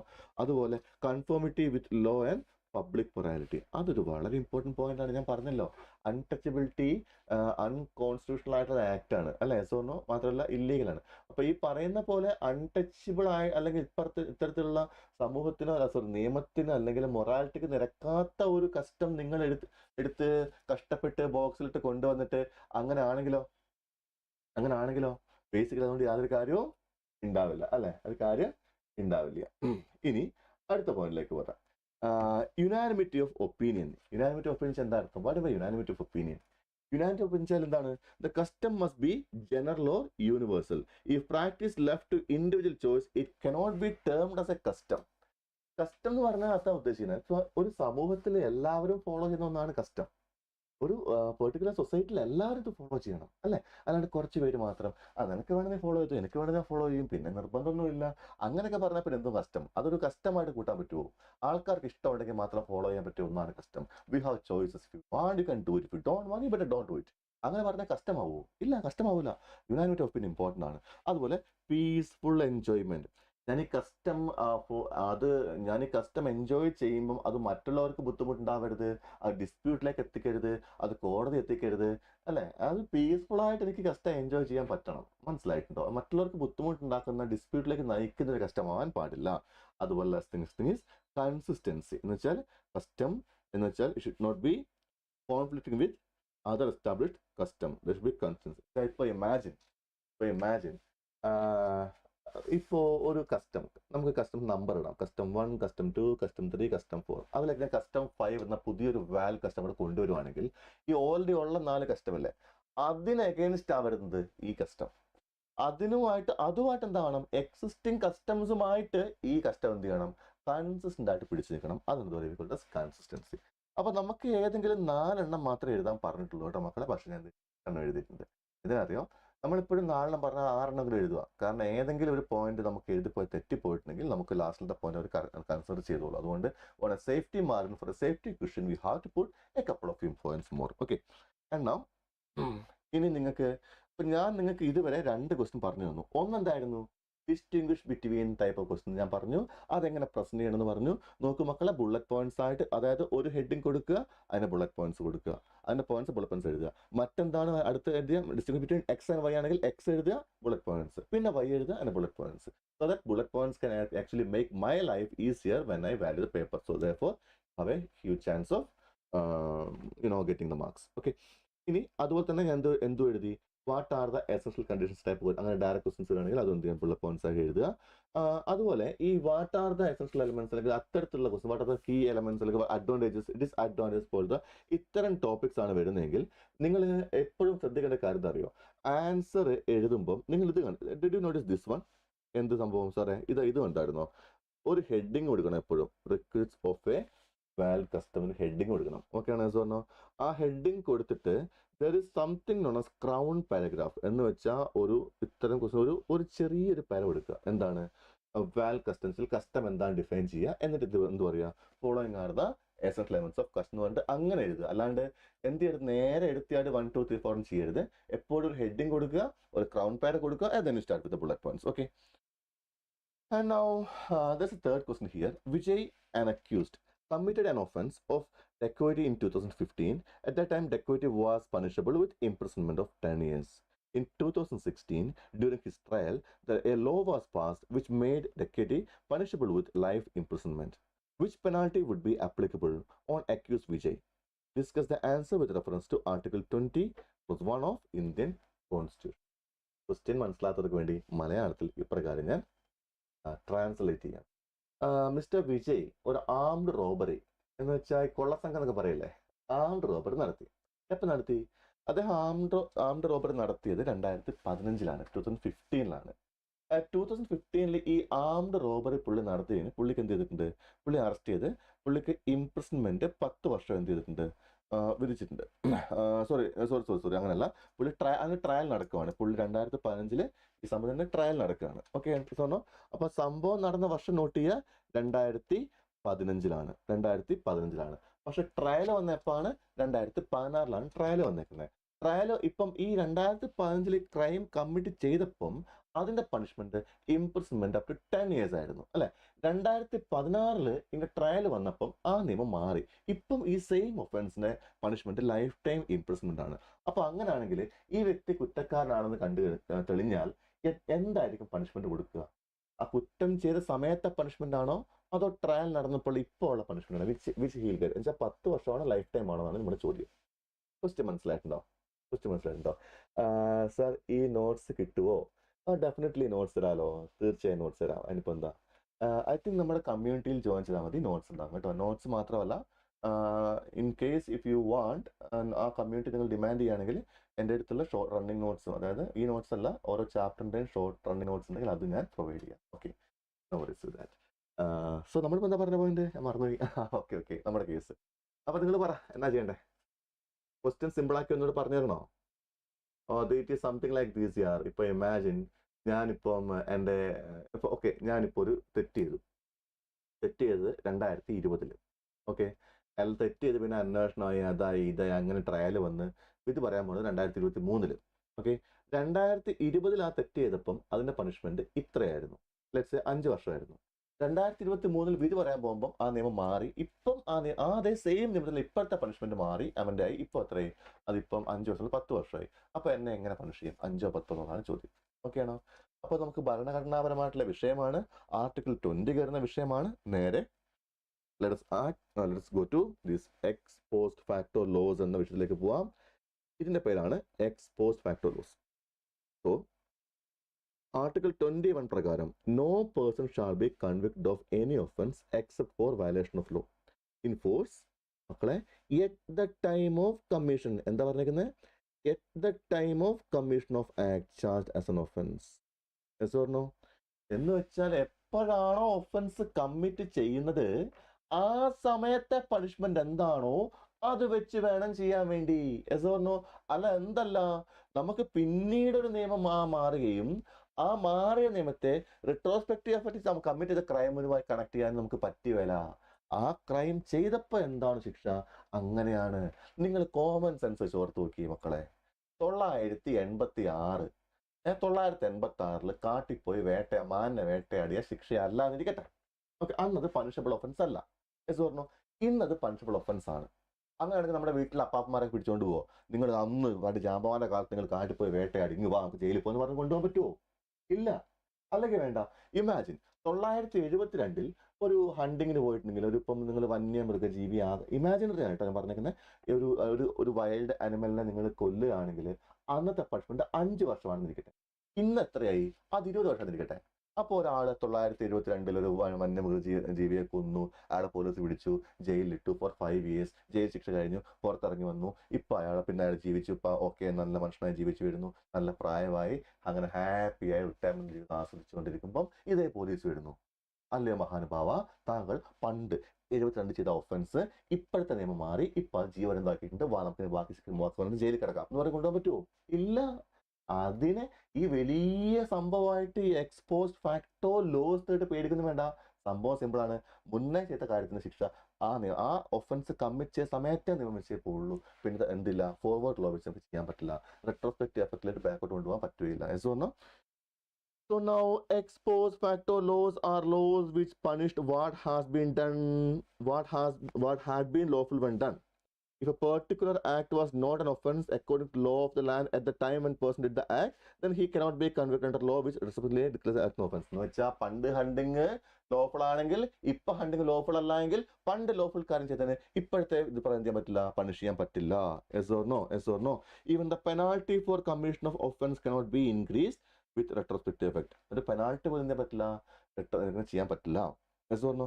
ഇത്രയും പറഞ്ഞു കഴിഞ്ഞിട്ട് ലാസ്റ്റ് പറഞ്ഞു in the given case for committing. ഈ 2 പാരഗ്രാഫ് ശ്രദ്ധിക്കണേ മക്കളെ. ഇതാണ് നമ്മുടെ വിധി പറയാൻ പോകുന്ന paragraph. Okay, in the given case what's happening in the given case. In the given case committing dacoity was punishment for committing dacoity the punishment in 2015 was 10 വർഷം imprisonment and Vijay commit dacoity that year. 2015 commit ചെയ്തു. By a law passed after his committing the equity, the punishment for his act cannot be increased life. അങ്ങനെ ചെയ്യാൻ പറ്റില്ല. cannot be increased to life imprisonment because punishment cannot be increased. Retrospective ആയിട്ടുള്ള ഒരു increase എന്ന സംഭവം ഇല്ല. അത്രയും സംഭവം എഴുതാൻ ഇത്രയും ലൈൻ വേണം, ഇത്രയും കണ്ടന്റ് വേണം, ഒരു സ്ട്രക്ചേർഡ് ഫോർമാറ്റ് വേണം, അല്ലെ? സോ ആർട്ടിക്കിൾ കോട്ട് ചെയ്യണം, ഇത് എക്സ്പോസ്റ്റ് ഫാക്ടോ ലോസ് എന്ന സംഭവം റെക്കഗ്നൈസ് ചെയ്യണം. This is A style of answering. നമുക്ക് ഇതിന്റെ കൂടെ കേസ് ലോ വല്ലതും ഉണ്ടെങ്കിൽ കേസ് ലോ ഇട്ടാൽ ഗംഭീരമായിട്ട് മാറും. കേസ് ലോ ഇല്ലെങ്കിൽ ചുമ്മാ കേസ് ലോ ഉണ്ടാക്കരുത്. നൗ ഐ ഫീൽ ലൈക്ക് ഒരു ഭംഗിക്കുറവ് പോലെ തോന്നുന്നു, ഞാൻ എൻ്റെ കയ്യിലൊരു കേസ് ലോ ഇടാം. Okay, Raghavan versus Rajappan. ഇതിപ്പോ ആര് നോക്കാനാ? ഈ പേപ്പർ വരുന്ന ആൾക്കാർക്ക് കേസ് ലോസ് ഒക്കെ ഉണ്ടോ എന്ന് ആർക്കറിയും? ഞാൻ ചുമ്മാ ഒരു കേസ് ലോ അതിൻ്റെ ഉള്ളിൽ ഇഞ്ചെക്ട് ചെയ്തേക്കാം, ഒരു ഭംഗി ഇരിക്കട്ടെ. ഓക്കെ ഓക്കെ, അപ്പം ആൻസർ ഷീറ്റിൽ ഒരു ഗുമ്മ്, ഇൻഡസ്ട്രിക്ക് ഒരു ടോക്ക്, അങ്ങനെ ചിന്തയെ വേണ്ട. നമുക്ക് ഇല്ലാത്ത കേസിലൊന്നും ആരും ഉടായ്പ കാണിക്കരുത്. പേപ്പർ വരുന്ന ആൾക്ക് നല്ല ഐഡിയ ഉണ്ട് ഇതിനെപ്പറ്റി. ഓക്കെ, മാത്രമല്ല അവരുടെ ആൻസർ കീ ഉണ്ട്, കേസിലോ ഉണ്ടെങ്കിൽ ആ കീയിൽ റിഫ്ലക്റ്റ് ആയി വരികയും ചെയ്യും. അതുകൊണ്ട് ഉടായ്പൊന്നും കാണിച്ചേക്കലിന്റെ പൊന്നു പിള്ളേരെ മണ്ടത്തരമാണ്. Okay, and now straight away ക്വസ്റ്റിനിലേക്ക് പോവാം. Question number 4. Article 16 of Indian constitution guarantees equal opportunity to all citizens of India in matters of public employment. However, there are certain exceptions. Explain the reservation policy in India. Reservation policy in India. എന്ന് വെച്ചാൽ ഒരുപാട് ചാനലുകളിലും ഒരുപാട് മറ്റ് വേദികളിലും നമുക്ക് ഓർമ്മയുണ്ടോ, പണ്ടൊരു there was this kind of an application which is like, നമുക്ക് ഈ വോയിസ് ചാറ്റ് വഴി മാത്രം ചെയ്യാൻ പറ്റിയൊരു ആപ്പ് ഉണ്ടായിരുന്നല്ലോ. വോയിസ് ചാറ്റ് വഴി, എൻ്റെ പേര് മറന്നു കേട്ടോ. നമ്മളിങ്ങനെ ഷോന്റെ പേരെന്തായിരുന്നു, നമ്മൾ ഈ നമുക്കൊരു ആപ്പ് ഉണ്ട്, അതിൽ കയറി വോയിസ് ചാറ്റ് വഴി അങ്ങോട്ടും ഇങ്ങോട്ടും മീറ്റിംഗ് എല്ലാം കണ്ടക്ട് ചെയ്യാം, ഡിസ്കസ് ചെയ്യാം. It was A beautiful thing. I forgot his name actually. Covid സമയത്തൊക്കെ ട്രെൻഡിങ് ആയിരുന്നു സാധനം. Anyway, leave it. പ്രശ്നമില്ല. ഇത്തരത്തിലുള്ള എല്ലാ വേദികളിലും അന്നും ഇന്നും ചർച്ച ചെയ്യുന്ന സാധനമാണ് സാറേ, ഈ ഭരണഘടനാ പ്രകാരം എല്ലാവരും തുല്യരല്ലേ? പറഞ്ഞാൽ അതെ, ആ തുല്യരാണ്, അതിനിപ്പോൾ എന്താ? അപ്പം ഇക്വാളിറ്റി എന്നുള്ളത് എല്ലാവർക്കും, അതെ, equal before law, equal protection of law എന്നൊക്കെ പറഞ്ഞാൽ അതാണ് അർത്ഥമാക്കുന്നത്. അത് പിന്നെ എങ്ങനെ സാറേ ഈ ചില ആൾക്കാർക്ക് മാത്രം നിങ്ങൾ ഈ റിസർവേഷൻ കൊടുക്കുന്നത്? Club house, exactly, thank you gentleman. Club house, അതന്നെ. ക്ലബ് ഹൗസിലൊക്കെ മെയിൻ ചർച്ചയായിരുന്നു റിസർവേഷൻ വെച്ച്. നമുക്ക് ബേസിക്കലി അത് അറിയത്തില്ലാത്ത ആൾക്കാരോട് പറഞ്ഞ് ജയിക്കാൻ ബുദ്ധിമുട്ടാണ്. കാരണം ഭരണഘടന ഇങ്ങനെ പറയുമ്പം ബേസിക്കലി എല്ലാ ആൾക്കാരുടെയും വിചാരം ഇക്വാളിറ്റി എല്ലാവർക്കും ഒരേപോലെ കൊടുക്കുന്നു എന്നാണ്. അങ്ങനെയല്ല, ഒരിക്കലും അങ്ങനെയല്ല. ഇക്വാലിറ്റി ബേസിക്കലി, നിങ്ങൾക്ക് ഇക്വാലിറ്റിയെ പറ്റി ഒരു കോൺസെപ്റ്റ് നിങ്ങൾക്ക് അറിയോ? എന്താ ഇക്വാലിറ്റി? വൈ റിസർവേഷൻ അല്ലെങ്കിൽ അങ്ങനത്തെ കൂടി സംഭവം എന്തിനാണെന്ന് അറിയോ? അത് ലൈക്ക് റിസർവേഷൻ വെച്ചിട്ടുണ്ട്, ഇക്വാലിറ്റി വെച്ചിട്ടുണ്ട് എല്ലാവരും ഈക്വലായി കാണുക എന്നുള്ളതല്ല കേട്ടോ ഉദ്ദേശിക്കുന്നത്. എല്ലാവരും ഈക്വലായിട്ട് എത്തിക്കുക എന്നുള്ള ഉദ്ദേശിക്കുന്നത്. ഈക്വലായിട്ട് കാണൽ വേറെയാണ്, ഈക്വലായിട്ട് എത്തിക്കൽ വേറെയാണ്.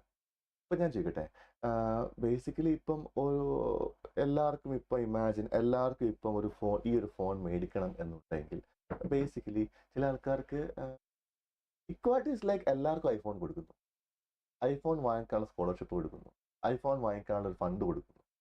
ഒരുപാട് ഫണ്ടുള്ളവന് കുറച്ച് ഫണ്ട് കൂടെ കൊടുത്താൽ മതി. എന്നാൽ അവൻ്റെ ഓൾറെഡി ഇത്ര ഫണ്ടുണ്ട്. ഈ ഐഫോൺ ഇപ്പോൾ ലെറ്റ്സ് സേ 1 lakh rupees ആണെങ്കിൽ എൻ്റെ അടുത്ത് എനിക്ക് ഇപ്പോൾ ഐഫോൺ വാങ്ങിക്കാൻ ക്യൂ നിൽക്കുന്ന എനിക്ക് ഓൾറെഡി 80,000 ഉണ്ടെങ്കിൽ ലൈക്ക് ദേ വിൽ ഗെറ്റ് 20,000. അതേസമയം ആ പാടെ 16 ഉറുപ്പിക ഉള്ളവൻ ദേ വിൽ ഗെറ്റ് 90,000. അൾട്ടിമേറ്റ്ലി എന്താ ഉദ്ദേശം? എല്ലാവർക്കും ഐഫോൺ കിട്ടുക എന്നുള്ളതാണ്, അല്ലേ? അല്ലാതെ എല്ലാവർക്കും 50,000 രൂപ കൊടുത്ത് ഐഫോൺ മേടിച്ചെന്ന് പറഞ്ഞാൽ ഈ 10,000 രൂപ ഐഫോൺ കിട്ടും? ഇല്ല. 9,000 rupees ഉള്ള ഐഫോൺ മേടിക്കാൻ 50,000 കൊടുക്കേണ്ട ആവശ്യമുണ്ടോ? ഇല്ല. മക്കളെ, ഇതാണ് റിസർവേഷന്റെ ഏറ്റവും ബേസിക് ആയിട്ടുള്ള കോർ ഫിലോസഫി. എല്ലാവർക്കും ഈക്വലായിട്ട് എന്തെങ്കിലും കൊടുക്കുക എന്നുള്ളതല്ല, എല്ലാവരും ഈക്വൽ ലെവലിലേക്ക്, അത് ഈക്വൽ പേഴ്സ്പെക്റ്റീവ് കാണുക എന്നുള്ളതാണ് എൻ്റെ മെയിൻ ആയിട്ടുള്ള ഐഡിയോളജി. അപ്പം റിസർവേഷനിലേക്ക് വന്നാൽ ഇതിനാണ് റിസർവേഷൻ പറഞ്ഞേക്കുന്നത്. നിങ്ങളിപ്പം ആർട്ടിക്കിൾ 14, 15, 16, 17, 18 ഒക്കെ നോക്കുവാണെങ്കിലും നിങ്ങൾ ഈ ഇക്വാലിറ്റിയുമായി ബന്ധപ്പെട്ട എല്ലാ ആർട്ടിക്കിൾസിനും എന്ത് കാണാം? അതിൻ്റെ ചില എക്സെപ്ഷൻസ് കാണാം, അല്ലേ? ചില എക്സെപ്ഷൻസ് കാണാൻ തീർച്ചയായും നമുക്ക് എക്സെപ്ഷൻസ് കാണാൻ കഴിയും. അതുപോലെ ആർട്ടിക്കിൾ 16 എന്താ പറയണേ? പൊതുമേഖലാ സ്ഥാപനങ്ങൾ, പബ്ലിക് സെക്ടറിൽ, അല്ലെ, സർക്കാർ ഡിപ്പാർട്ട്മെന്റുകളിലും സർക്കാർ ജോലികളിലും എല്ലാവർക്കും എന്താണ് തുല്യത ഉദ്ദേശിക്കുന്നത്. അല്ലാതെ എന്തില്ല, ഇങ്ങനെ MLA-മാരുടെ മക്കൾക്ക് അല്ലെങ്കിൽ MP-മാരുടെ മക്കൾക്ക്, പല രാജാവിന്റെ മക്കൾക്ക്, അങ്ങനെ യാതൊരു തരത്തിലുള്ള ഡിഫറൻസും ഇല്ല. എല്ലാവരും തുല്യതാണ്. ആർട്ടിക്കിൾ 16 തന്നെ പറയണേ, എന്താ പറഞ്ഞേ? It says equal opportunity of employment in public sector. എല്ലാവർക്കും ഈക്വൽ ഓപ്പർച്യൂണിറ്റി ആണ്. പക്ഷേ അതിൽ ചില പ്രശ്നങ്ങളുണ്ടല്ലോ വർമ്മ സാറേ. ആർട്ടിക്കിൾ 16(3), 4, 5, 6 അല്ല, 16(3), 4, 4A, 4B, 5, 6 ഇതിലൊക്കെ കുറച്ച് എക്സംഷൻസ് പറയുന്നുണ്ട്. എന്താ അറിയോ? ഒന്ന് 16(3) Parliament can make the law that in regard to a class or class of employment when office under government of state or have resident within the same state duty. അതുപോലെ തന്നെ ഈ provisions റിസർവേഷന് വേണ്ടി ഉണ്ടാക്കാം, backward ക്ലാസ്സിന് വേണ്ടി ഉണ്ടാക്കാം, adequate represent ആവാത്ത കമ്മ്യൂണിറ്റീസിന് വേണ്ടി ഉണ്ടാക്കാം, കാസ്റ്റ് കമ്മിറ്റിക്ക് വേണ്ടി ഉണ്ടാവാം അല്ലെ സ്വർണ്ണം. അതുപോലെ സീനിയോറിറ്റി ബേസ് ആയിട്ടുള്ള സംഭവങ്ങൾ ഉണ്ടാവാം, ഷെഡ്യൂൾ കാസ്റ്റ് ഷെഡ്യൂൾ ട്രൈബ് എന്നുള്ളവർക്ക് ഉണ്ടാവാം. അതുപോലെ ഏതെങ്കിലും ഒരു റിലീജിയസ് ഡിനോമിനേഷൻ ഉണ്ടെങ്കിൽ അവർക്കും. ഫോർ എക്സാമ്പിൾ ഞാൻ പറയണേ, സാറേ ഒരു പ്രത്യേക മതക്കാരനെ അയാളുടെ മതം നോക്കി ഒരു ഒരു ഒരു പബ്ലിക് ആയിട്ടുള്ള ഒരു സ്ഥലത്തേക്ക് നിയമിച്ചാൽ അത് വളരെ മോശമല്ലേ സാറേ? അൺകോൺസ്റ്റിറ്റ്യൂഷണൽ. അയാളുടെ മതം നോക്കിയാണോ നിയമിക്കുക? ക്വസ്റ്റ്യൻ മനസ്സിലായിട്ടുണ്ടോ? ഒരു പബ്ലിക്കിന്റെ, അതായത് സ്റ്റേറ്റിന്റെ താഴെ വരുന്ന ഒരു ഓർഗനിൽ ഒരു പബ്ലിക് ആയിട്ടുള്ള ഒരു ഓഫീസിൽ, പബ്ലിക് ഓഫീസിൽ ഒരാളെ അപ്പോയിന്റ് ചെയ്തു, സ്റ്റേറ്റ് അപ്പോയിന്റ് ചെയ്യുന്നു, പക്ഷെ അയാളുടെ മതം നോക്കിയിട്ട്. എന്താ സാറേ, അത് പക്കാ അൺകോൺസ്റ്റിറ്റ്യൂഷണൽ അല്ലേ? നിങ്ങൾ ആർട്ടിക്കിൾ 16(5) നോക്കി എന്താ പറയണേ? An office in connection with affair of any religious or denominational institution or any member of governing body. ഒന്നുമില്ല. ഫോർ എക്സാമ്പിൾ, ഇപ്പം ദേവസ്വം ബോർഡിലേക്ക് ഇപ്പം ആരെ അപ്പോയിന്റ് ചെയ്യാൻ പറ്റുള്ളൂ? വഖഫ് ഓഫ് ബോർഡിലേക്ക് ഇപ്പം ആരെ അപ്പോയിന്റ് ചെയ്യാൻ പറ്റുള്ളൂ? അതായത് മതങ്ങളുമായി ബന്ധപ്പെട്ട ഇത്തരത്തിൽ എന്തെങ്കിലും ഒരു പബ്ലിക് അതിലേക്ക് ചിലപ്പോൾ എന്ത് ചെയ്യും, റിലീജിയൻ ബേസ്ഡ് ആയിട്ട് തന്നെ എന്ത് ചെയ്യും, അപ്പോയിന്റ്മെന്റ്സ് നടക്കും. അതങ്ങനെ പറ്റൂ, അതാണ് ശരി അല്ലെ? അതെന്താണ് എക്സംഷൻ ആണ്. അവിടെ പോയി എന്ത് വാശി പിടിക്കരുത്, ഇതെന്താ അങ്ങനെ, അത് അങ്ങനെയാണ്, അങ്ങനെ പറ്റൂ, അതല്ല എന്റെ ശരി അല്ലെ സാറിനോ? ഇനി രണ്ടാമത്തെ പോയിന്റ് എന്തായിരുന്നു? Backward cast, backward community, schedule caste, schedule tribe. ഇനി ഞാൻ നിങ്ങൾക്ക് ഒരു ട്രിക്ക് പറഞ്ഞുതരാം സാർ. ഇത്രയും 16, 3, 4, 4A, 4B, 5, 6 എന്നൊക്കെ ഉണ്ടല്ലോ സാർ. ഇതിലെ ബേസിക് ആയിട്ട് പ്രശ്നം ഇതൊക്കെ ഓർത്തിരിക്കാൻ നല്ല ബുദ്ധിമുട്ടാണ്, ഭയങ്കര ബുദ്ധിമുട്ടൊക്കെ ഓർത്തിരിക്കാൻ. ഇത്രയും പോയിന്റ്സ് സെൻസ് കാണാപ്പാടം പഠിക്കണ്ടേ. അപ്പം നമുക്ക് എന്ത് ചെയ്യാൻ പറ്റുന്നത് പഠിക്കുമ്പോൾ, now I am introducing to you the concept of keyword എന്ന് വെച്ചാൽ ഓരോന്നിൻ്റെയും കീവേഡ് മാത്രം പഠിച്ചാൽ മതി. ഞാനിവിടെ റെഡിൽ മാർക്ക് നിൽക്കാൻ ശ്രദ്ധിക്കുക. ഓക്കെ സുവർണ. ബാക്ക്വേർഡ് ക്ലാസ്,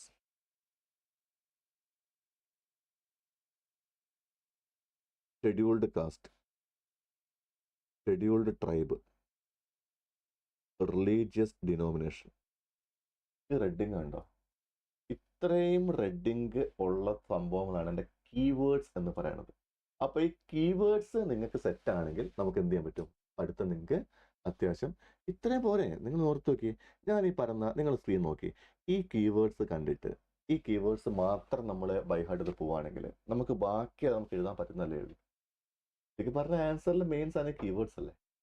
ടെക്സ്റ്റ് ബുക്ക് മുഴുവനായിട്ട് പഠിക്കാൻ ആരും ആവശ്യപ്പെടുന്നില്ല, നമുക്ക് സ്മാർട്ട് വർക്ക് മാത്രം മതി. കീവേഡ്സ് പഠിച്ചു പോയാൽ സംഭവം ഓക്കെ ആയി കഴിഞ്ഞു. കാരണം നമുക്ക് അപ്പം 16 exceptions, backward cast, backward community, schedule caste, schedule tribe, religious denomination പഠിച്ചു പോയിട്ടുണ്ടെങ്കിൽ ആ കീവേഡ്സ് മാത്രം മതി, ബാക്കി നമുക്ക് അതിന് എഴുതാടോ. നമ്മളാണ് സൂപ്പർ കമ്പ്യൂട്ടർ ഒന്നും അല്ല ഈ ടെക്സ്റ്റ് ബുക്ക് മുഴുവൻ കാണാപ്പാടം പഠിക്കാൻ വേണ്ടി. നമുക്ക് കീവേഡ്സ് വെച്ച് പഠിക്കാൻ പറ്റുന്ന ആണെങ്കിൽ കീവേഡ്സ് വെച്ച് പഠിക്കുക. ഇത് മറ്റൊരു ഐഡിയോളജിയാണ്. ഓക്കെ, ക്വസ്റ്റ്യൻ നമ്പർ 5ലേക്ക് സ്വാഗതം. That is describe rule of reasonable construction under interpretation of statute. എന്താണ് ഈ റൂൾ ഓഫ് റീസണബിൾ കൺസ്ട്രക്ഷൻ എന്ന് പറഞ്ഞാൽ? What do you mean by rule of reasonable construction? Anybody? എന്താണ് rule of reasonable construction? Anybody? എന്തായിരിക്കും rule of reasonable construction? എന്തായിരിക്കും ഓർമ്മയുണ്ടോ? Okay, basically ഞാൻ പറയാണ്, നഗരത്തില് ഇപ്പൊ എനിക്കൊരു സിറ്റി ഉണ്ട്, ആ സിറ്റി മേയറാണ് ഞാൻ. പ്രശ്നം വെച്ചാൽ സിറ്റിയിൽ മൊത്തം ഈ കന്നുകാലികളും നായ്ക്കളും പട്ടികളും പൂച്ചകളും എല്ലാം കൂടെ അലഞ്ഞ് തിരിഞ്ഞ് നടന്ന് നമുക്ക് മനുഷ്യന്മാർക്ക് നടക്കാൻ സ്ഥലവും ഇല്ല. ഇടുങ്ങിയ സ്ട്രീറ്റാണ് സിറ്റി ഇവിടെ നമ്മുടെ സ്ഥലത്തുള്ളത്. അപ്പൊ ഇടുങ്ങിയ സ്ട്രീറ്റ് ആകുമ്പോൾ ഈ പശുക്കളൊക്കെ ഇങ്ങനെ കാണാൻ പറഞ്ഞുകൊണ്ട് ഇവിടെ നടന്നു വരുമ്പം ഓട്ടോറിക്ഷയ്ക്ക് പോകാൻ പറ്റൂല, ബൈക്ക് ഈ പശുക്കളൊക്കെ ഇടിച്ചു കിടന്നു, അതിന്റെ കൂടെ പശുവിനെ പിടിച്ചാൽ ഇപ്പുറത്ത് നായ പിടിച്ച് കടിക്കുന്നു, നായനെ പിടിച്ച് ഇപ്പുറത്ത് പൂച്ച മരത്തി ആടുന്നു, ആകെ പാട അലമ്പായി. സ്ഥലം മേറായി ഞാനിപ്പോ പറയുകയാണിത്, ഈ സ്ഥലത്ത് അലഞ്ഞിടിഞ്ഞ് നടക്കുന്ന കന്നുകാലികളെ മൊത്തം എന്ത് ചെയ്യണം, എത്ര പെട്ടെന്ന് മാറ്റണം. കന്നുകാലികൾ റോഡിലിറക്കാൻ പാടില്ല എന്ന് പറയുന്നു. കാറ്റിൽസിനെ റോഡിലിറക്കാൻ പാടില്ല. കാറ്റിൽസ് ഒക്കെ വീട്ടിൽ അല്ലെങ്കിൽ പറമ്പിൽ, റോഡിൽ കാറ്റിൽസിന്റെ പ്രസൻസ് വേണ്ട എന്ന് ഞാൻ പറഞ്ഞപ്പം ഒരാള് എന്താ ചെങ്ങായി ഒരു മിനിയേച്ചർ കൗ ഉണ്ട്, ഒരു കുഞ്ഞി ഈ മറ്റേ നമ്മൾ പശുവിന്റെ കുഞ്ഞി എന്താ പറയാ ഈ ഡ്വാർഫ് ബ്രീഡുള്ള കൗസ് ഇല്ലേ, ഒരു പട്ടിയുടെ വലിപ്പമുള്ള കുഞ്ഞി പശു, പശു. അതിനെ കൊണ്ട് അതിൻ്റെ അഞ്ചാട്ടം കൊണ്ട് മേയിച്ചുകൊണ്ട് റോഡിൽ കിടങ്ങനെ തരാ ആരാംസ് പോകുന്നു. അപ്പം ഞാൻ ചോദിച്ചാൽ അല്ല, ഞാൻ ഓർഡർ ഇട്ടല്ലേ കന്നുകാലികളെ കൊണ്ട് പോകാൻ പാടില്ലാന്ന്. സാർ, കന്നുകാലി എന്ന് പറയുമ്പോൾ വലിയ പശുക്കളല്ല, ഇത് കുഞ്ഞി പശുവല്ലേ, പറ്റേ എത്ര വലിപ്പമുള്ളത്, ഇത് കന്നുകാലിട്ട് കൂട്ടാൻ പാടില്ല. ഞാൻ എന്താ പറഞ്ഞത്, നിങ്ങൾ എന്താ എനക്ക് എടുത്തേക്കുന്നത്, ഞാൻ എന്താണ് അതിലൂടെ ഉദ്ദേശിച്ചത്, നിങ്ങൾ എന്താണ് കണ്ടേക്കുന്നത്, അല്ലെ സാർ? പറഞ്ഞോ, നിങ്ങൾ നൈസായിട്ട് എന്ത് ചെയ്യരുത്, നിങ്ങൾ ഈ പറയുന്ന പോലെ നൈസായിട്ട് എൻ്റെ റൂളിനെ മിസ് ഇന്റർപ്രിറ്റ് ചെയ്യരുത്. ലോ മേക്കേഴ്സിന്റെ ഇന്റൻഷൻ നിങ്ങൾ മനസ്സിലാക്കണം. അതിനെ നിങ്ങൾ എന്ത് ചെയ്യരുത്, മറ്റ് കാര്യം ആ റീസണബിൾ ആയിട്ട് എന്ത് ചെയ്യണം, ലോവിനെ ഇന്റർപ്രിറ്റ് ചെയ്യണം എന്ന് പറയുന്നത് ഈ റൂൾ ഓഫ് റീസണബിൾ ഇന്റർപ്രിറ്റേഷൻ എന്ന് പറഞ്ഞാൽ. റൂൾ ഓഫ് റീസണബിൾ ഇന്റർപ്രിറ്റേഷൻ എന്ന് പറഞ്ഞാൽ ഓക്കെ നസ് പറഞ്ഞു. അപ്പം ബേസിക് ആയിട്ട് നമ്മളിപ്പോൾ ഞാനിപ്പോൾ പറയാണ്, സിറ്റിക്കുള്ളിൽ 5 കിലോമീറ്റർ ചുറ്റളവിൽ സിറ്റിയുടെ ഇപ്പോൾ ലെറ്റ്സ് ഒരു പോയിന്റ് വെച്ചിട്ട് ആ പോയിന്റ് 5 കിലോമീറ്റർ ചുറ്റളവിൽ എന്ത് ചെയ്യാൻ പാടില്ല, ഈ സിഗരറ്റ്സ് വിൽക്കാൻ പാടില്ല എന്നൊരു റൂൾ ഇറക്കിയിട്ട് നിൽക്കട്ടെ. 5 കിലോമീറ്റർ.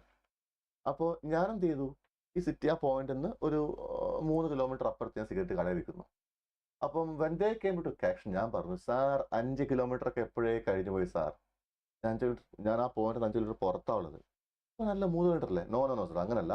നമ്മളിപ്പം അളക്കുവാണെങ്കിൽ ഇതാ, അതിപ്പോൾ ഞാനിപ്പോൾ അളക്കുന്നത് എങ്ങനെ അറിയോ, ഇമാജിൻ ഞാനിപ്പോൾ വരച്ചാനിക്കാണ്. ഇപ്പോൾ ഇമാജിൻ ഇത് റോഡാണ്, റോഡ്, ഇതൊരു ബിൽഡിങ്, ഇവിടെ വേറൊരു ബിൽഡിങ്, ഇവിടെ വേറൊരു സ്ട്രീറ്റ്, ഇത് വേറൊരു റോഡാണ്, ഇത് റോഡ് 1, ഇത് റോഡ് 2, അതിന് വേറൊരു ബിൽഡിങ്, ഇത് വേറൊരു വലിയ ഫ്ലാറ്റ് വന്നിട്ടുണ്ട് ഇവിടെ, അതിൻ്റെ ബാക്ക് വേറൊരു റോഡ്, അവിടുന്ന് വേറൊരു ബിൽഡിങ്. ഇത് ഇവിടെയാണ് എൻ്റെ കട.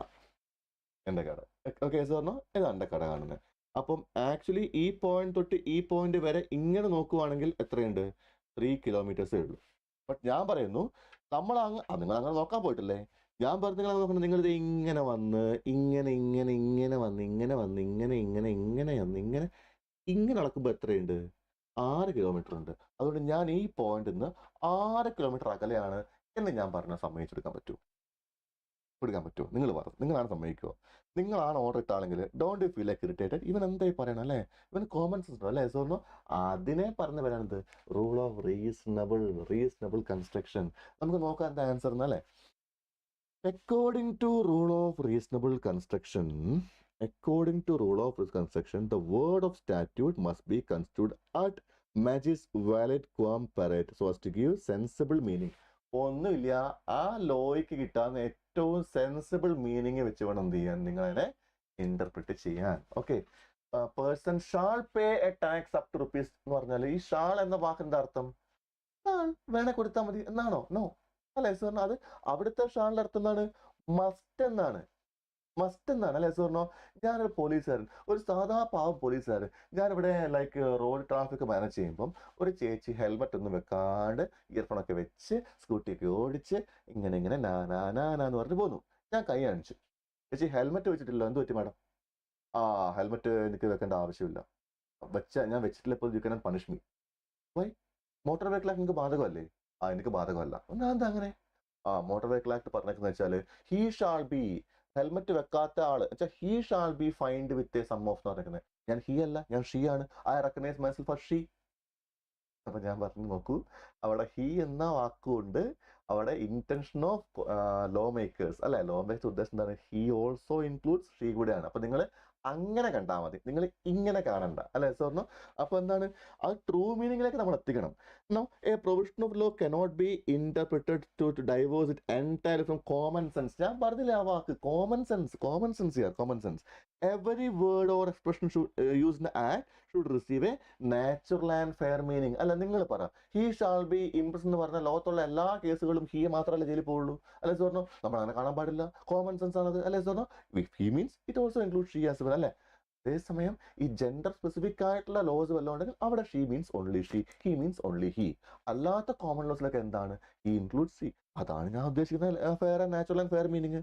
It's a duty of court in constructing a statute to give effect to intention of ഞാൻ കീവേഡ്സ് മൊത്തം റെഡി മാർക്ക് ചെയ്യാം, മക്കളെ നോക്കണേ. ഈ keyword number 1 intention of legislation, number 2 common sense, yes or no, number 3 sensible meaning. ഇത്രയൊക്കെ മതി. Therefore, Giving literal meaning to a word used by draftsmen, particularly in penal statute, would defeat the object of legislation, which is to surpass the mischief. The court can depart from dictionary meaning. Dictionary meaning depart ചെയ്യ്. Shawl എന്ന് വെച്ചാൽ may be എന്നല്ല, shawl എന്ന് വെച്ചാൽ must എന്നായിട്ട് കാണ്. ഈ എന്ന വാക്ക് ഡിക്ഷണറി മീനിങ് എന്താണ്? ഫോർ മെയിൽ ഡയറക്ഷൻ മാറ്റിക്കോ, അവിടുന്ന് മാറിക്കോ. എന്താണ് ഡിക്ഷണറി മീനിങ്? മാറിക്കോളൂ. കേട്ടോ, to advance the remedy and suppress the mischief. Yes or no? So a construction will be adopted because of the policy and object of the statute. ആ സ്റ്റാറ്റ്യൂട്ടിന്റെ പോളിസിയും objective എന്താണോ അതിന് match ആവുന്ന ഏറ്റവും സെൻസിബിൾ, ഏറ്റവും common meaning ആണ് നമുക്ക് ഉപയോഗിക്കേണ്ടത്. So പറഞ്ഞോ, ഇതാണ് main point.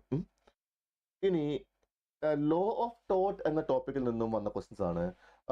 Differentiate between or explain Latin maxim damnum sine injuria and injuria sine damnum. ഇത് എല്ലാവർക്കും അറിയാവുന്നതാണോ? ഡാംനം സൈൻ ഇൻജൂറിയും ഇൻജൂറിയ സൈൻ ഡാംനം എല്ലാവർക്കും അറിയാവുന്ന സാധനമാണോ? What you mean by damnum sine injuria and injuria sine damnum? Anybody? Damnum sine injuria sine damnum, what does it mean? Latin words ആണ്. ആർക്കെങ്കിലും comment ബോക്സിൽ correct ആയിട്ട് പറയാൻ പറ്റുമോ? ഡാംനം സൈൻ ഇൻജൂറിയ എന്താണ്? ഇൻജൂറിയ സൈൻ ഡാംനം എന്താണ്? Anybody? Damnum sine injuria, confuse. Injuria sine damnum രണ്ട് same അല്ലേ? ഒരു വാക്ക് അപ്പുറത്തേക്ക് ഇട്ടു, ഒരു വാക്ക് ഇപ്പുറത്തേക്ക് ഇട്ടു, സെയിം അല്ലേ? Anybody? Damnum sine injuria. Damnum sign injuria. Okay, I can give you a clue. Damnum sign injuria means damage without injury. Injuria sign damnum means injury without damage. ഇതാണ് വ്യത്യാസം. അതില് ലോ ഓഫ് ടോട്ടിൽ ബേസിക് ആയിട്ട് പറഞ്ഞു വെച്ചാല് ഡാംനം means, damnum എന്ന് വെച്ചാൽ harm, loss, damage in respect of money, comfort, health. Okay, injury means infringement of right. The maxim means that in a given case, a man may have suffered damage and have no action in tort because damage is not to an interest protected by law of torts. Therefore, causing damage, however substantial to another person, is not actionable law unless there is also a violation of legal right of plaintiff. Okay, yes. I don't know. Actually, alive and some. Actually, alive. I don't know what's her name, but damage without injury and injury damage. Brilliant. That's the answer. Very correct. So, explaining the provision to you, even though you know it, just for sake of making it a bit more concrete, if you already know it, right? Yeah. നമ്മുടെ Gloster സ്കൂളിന്റെ case loss കേട്ടിട്ടില്ലേ? Grammar സ്കൂളിന്റെ case law കേട്ടിട്ടില്ലേ? ആ case law കേൾക്കാത്ത ആൾക്കാർക്ക് അത് എന്തായാലും ആൻസർ കേസ് ലോടെ വരണേ. ഞാൻ പറഞ്ഞ സംഭവം എന്താണെന്ന് കേൾപ്പി. എടോ, ഞാൻ ഉള്ള പൈസ എല്ലാം കഷ്ടപ്പെട്ട് സേവ് ചെയ്ത്, ടീച്ചിങ്ങിന് കിട്ടിയ പൈസയൊക്കെ സേവ് ചെയ്തിട്ട് ഞാനൊരു ചെറിയൊരു ടീ ഷോപ്പ് തുടങ്ങി, ഒരു ചായക്കട മീൻസ് ഒരു റെസ്റ്റോറൻറ്റ് പോലെ അടിപൊളി സെറ്റപ്പ്, കുറച്ച് ചെടി പൂക്കളൊക്കെ വെച്ച് ലൈറ്റെല്ലാം കത്തി പോകുന്ന വൈബായല്ലോ. പിന്നെ നമ്മുടെ സ്റ്റീൽ ഗ്ലാസ്സിൽ ചായ നല്ല സാധാ ഗ്ലാസ്സിലൊക്കെ വെച്ച് നാരങ്ങയൊക്കെ കുത്തി വെച്ച് സ്റ്റോക്ക് ഇട്ട് സെറ്റ്. അങ്ങനെ ചായക്കട തുടങ്ങി. ഇതൊന്ന് പച്ച പിടിച്ച് വരുമായിരുന്നു. ഓക്കെ, മെയിൻ ഗുണം എന്ന് പറഞ്ഞാൽ എൻ്റെ ടീ ഷോപ്പിലെ ചായ മേക്കർ ഉണ്ട്, ഒരു ചായക്കാരൻ ചേട്ടനുണ്ട്. പുള്ളിക്ക് ഒരുപാട് വെറൈറ്റി ചായ ഉണ്ടാക്കാൻ അറിയാം. ആള് നൈസ് മനുഷ്യനാണ്. ഓക്കെ, അങ്ങനെ എല്ലാം സ്മൂത്തായിട്ട് പോകവേ തൊട്ട് ഓപ്പോസിറ്റ് എന്ത് ചെയ്തു, ഒരു പുതിയ ചായക്കട ഏതോ ചങ്ങായോട് തുടങ്ങി. ആൻഡ് അയാൾ എന്താ അറിയോ, ഈ ഇവിടുത്തെ ചായക്കട, എൻ്റെ ചായക്കടയിലെ ചേട്ടനെ എന്ത് ചെയ്തു, നല്ല സാലറി ഓഫർ ചെയ്തു. മൂപ്പർ അപ്പുറത്തേക്ക് പോയി. ഓക്കെ, ഇവിടെ നിങ്ങൾ പറ, ഡാമേജ് എന്ന വാക്കിന്റെ മീനിങ് എന്താ അറിയോ? എനിക്കുണ്ടാവുന്ന എൻ്റെ മണി, അല്ല എൻ്റെ വെൽത്ത്, അല്ല എൻ്റെ ആരോഗ്യം, ഇതിലൊക്കെ ഉണ്ടാവുന്ന ലോസോ ഡാമേജോ ഹാമിനെയാണെന്ന് പറയുക ഡാമേജ് എന്ന് പറയുക. എന്ന് വെച്ചാൽ എനിക്കുണ്ടാകുന്ന നഷ്ടങ്ങളെ നിങ്ങൾ ഡാമേജിന് കൂട്ടിക്കോളൂ. എന്ത് നഷ്ടം? ഈ നഷ്ടം മേ ബി എൻ്റെ പൈസ ആയിരിക്കാം, എൻ്റെ ഹെൽത്ത് ആയിരിക്കാം, എൻ്റെ സമയമായിരിക്കാം, വാട്ട് എവർ. ഇഞ്ചുറി എന്ന വാക്കിന്റെ മീനിങ് എന്താ അറിയോ? ഡാമേജും ഇഞ്ചുറിയും. എന്താണ് ഇഞ്ചുറി എന്ന വാക്കിന്റെ മീനിങ്? Injury means loss. എനിക്കെന്തുണ്ടായി? ലോസ് ഉണ്ടായി. അപ്പം ഞാനത് നിങ്ങൾക്ക് വരച്ച് കാണിക്കാം. സി, നമ്മുടെ കോൺസെപ്റ്റ് പ്രകാരം ഈ തോട്ട് എന്ന ഇതിൽ രണ്ട് കോൺസെപ്റ്റ് ഉണ്ട്. Concept number 1 is known as damage. Number 2 is known as injury. Damage എന്ന് പറഞ്ഞാൽ എന്താ അർത്ഥം? Damage means loss ആവാം, harm ആവാം, അല്ലേ? ഇഞ്ചുറിയോ? Injury means there should be a violation or restraint on personal right or personal law എന്ന് വേണം പറയാം. മറ്റൊരാൾക്ക് കിട്ടേണ്ട ഒരു അവകാശത്തിന്റെ മുകളിൽ ഉള്ള എൻ്റെ കടന്നുകയറ്റം resulting in his infringement of rights. Infringement എന്ന വാക്ക് എനിക്ക് ഭയങ്കര ഇഷ്ടമാണ്. ഇൻഫ്രിഞ്ച്മെന്റ് എന്ന വാക്ക് എനിക്ക്, എൻക്രോച്ച്മെന്റ് എന്നൊക്കെ വാക്കുണ്ട്. ഇതൊക്കെ ആൻസറിൽ ചുമ്മാ എഴുതി പഠിപ്പിക്കാൻ സാധനങ്ങളാണ്. ബട്ട് എനിവേ, മറ്റൊരാളുടെ റൈറ്റിന്റെ മുകളിലുള്ള കടന്നുകയറ്റമാണ് സംഭവം. എന്തെങ്കിലും അയാളുടെ വയലേഷൻ ഓഫ് ലീഗൽ റൈറ്റ് ഉണ്ടായിട്ടുണ്ടോ ആണ് ചോദ്യം. ഞാൻ ചോദിക്കട്ടെ, ഇപ്പുറത്തെ ആ പുതിയ ചായക്കട വന്നു, ഇയാൾ അപ്പുറത്തോട്ട് കൊണ്ടുപോയതുകൊണ്ട് എനിക്ക് എന്തെങ്കിലും നഷ്ടം ഉണ്ടായിട്ടുണ്ടോ? പിന്നെ ഇല്ലാണ്ട് സാറേ, എന്റെ കച്ചവടം മൊത്തം പോയില്ലയോ? മൊത്തം അയാൾ അപ്പുറത്ത് പോയപ്പോൾ കസ്റ്റമേഴ്സ് മൊത്തം അങ്ങോട്ടല്ലേ പോകുന്നത്, എന്റെ കച്ചവടം പോയി സാറേ, എനിക്ക് നഷ്ടമുണ്ടായി. Yes yes yes yes, don't cry, സമ്മതിച്ചു. നിങ്ങൾക്ക് എന്തുണ്ടായി? ഡാമേജ് ഉണ്ടായി. Loss of wealth, loss of money, നിങ്ങൾക്ക് ഡാമേജ് ഉണ്ടായി, സമ്മതിച്ചു. പക്ഷേ എന്ന് വെച്ച് അയാൾ എന്തെങ്കിലും ലോ വയലേറ്റ് ചെയ്തിട്ടുണ്ടോ? നിങ്ങളുടെ പേഴ്സണൽ ലോ എന്തെങ്കിലും അയാൾ വയലേറ്റ് ചെയ്തിട്ടുണ്ടോ? Did he violate any of the law? അയാൾ എന്തെങ്കിലും നിയമവിരുദ്ധമായിട്ടുള്ള ചെയ്തിട്ടുണ്ടോ? അതാണ് ചോദ്യം. Simple question. ഉണ്ടോ എന്ന് വെച്ചാൽ ഇല്ല, അയാൾ വേറെ കട തുടങ്ങി, അത്രയല്ലേ ഉള്ളൂ. പറഞ്ഞു യെസ്, കേസിലോ, എക്സാക്ട്ലി കേസിലോ, അതേ കേസിലോ ആടോ, അതേ കേസിലോ ആണ്, സെയിം കേസിലോ. ഈ ഗ്ലോസ്റ്റർ ക്ലാസ് റൂമിന് സെയിം കേസിലോ ആണ്. അയാളൊന്നും ചെയ്തിട്ടില്ല, അയാൾ ലീഗലും ചെയ്തിട്ടില്ല. അപ്പൊ എനിക്കെന്തുണ്ടായി? ഡാമേജ് ഉണ്ടായി. പക്ഷെ എന്തില്ല? There's no violation of law. Damage yes, violation of law no. പിന്നെ ഇപ്പൊ എന്ത് കേസ് കൊടുക്കാൻ പറ്റും? എന്ത് ടോട്ട് ഫ്രെയിം ചെയ്യാൻ പറ്റും? അതാണ് ഈ ഡാംനം സൈൻ ഇഞ്ചൂറിയ എന്ന് പറഞ്ഞാൽ. ഇതാണ് ഡാംനം സൈൻ ഇഞ്ചൂറിയ. ഇനി എന്താണ് injuria sine damnum? What by injury damnum? Injuria sine എന്ന് പറഞ്ഞാൽ ഇഞ്ചുറി നേരെ തിരിച്ച്, ഇഞ്ചുറി ഉണ്ടായി പക്ഷേ ഡാമേജ് ഉണ്ടായില്ല. ഇഞ്ചുറി ഉണ്ടായി പക്ഷെ എന്തുണ്ടായില്ല? ഡാമേജ് ഉണ്ടായില്ല. ഞാൻ അത്യാവശ്യമായിട്ട് ഒരു ബേസിക് ആയിട്ടൊരു ഞാനിപ്പോൾ എൻ്റെ ഒരു ഫ്രണ്ടിനെ ട്രെയിൻ കയറ്റി വിടാൻ വേണ്ടി പറപ്പിച്ച് പോകുന്ന വഴിക്ക് ഒരു പോലീസ് എന്നെ കൈയടിച്ചു. ഞാൻ വണ്ടി നിർത്തി. അപ്പോൾ പോലീസുകാരൻ പറഞ്ഞു ബുക്ക് പേപ്പറും കാണിക്കാൻ പറഞ്ഞു. ഞാൻ പറഞ്ഞു സാറേ, ഡോക്യുമെന്റ്സ് ആയിട്ടില്ല, എൻ്റെ അടുത്ത് മറ്റേ നമ്മുടെ പരിവാഹൻ ആപ്പില്ലേ അതിലുണ്ട് എന്ന് പറഞ്ഞു. പരിവാഹനും മറ്റൊന്നും എനിക്ക് കാണണ്ട, എനിക്ക് പിന്നെ പേപ്പർ ബുക്കും കാണിക്കാൻ പറഞ്ഞു.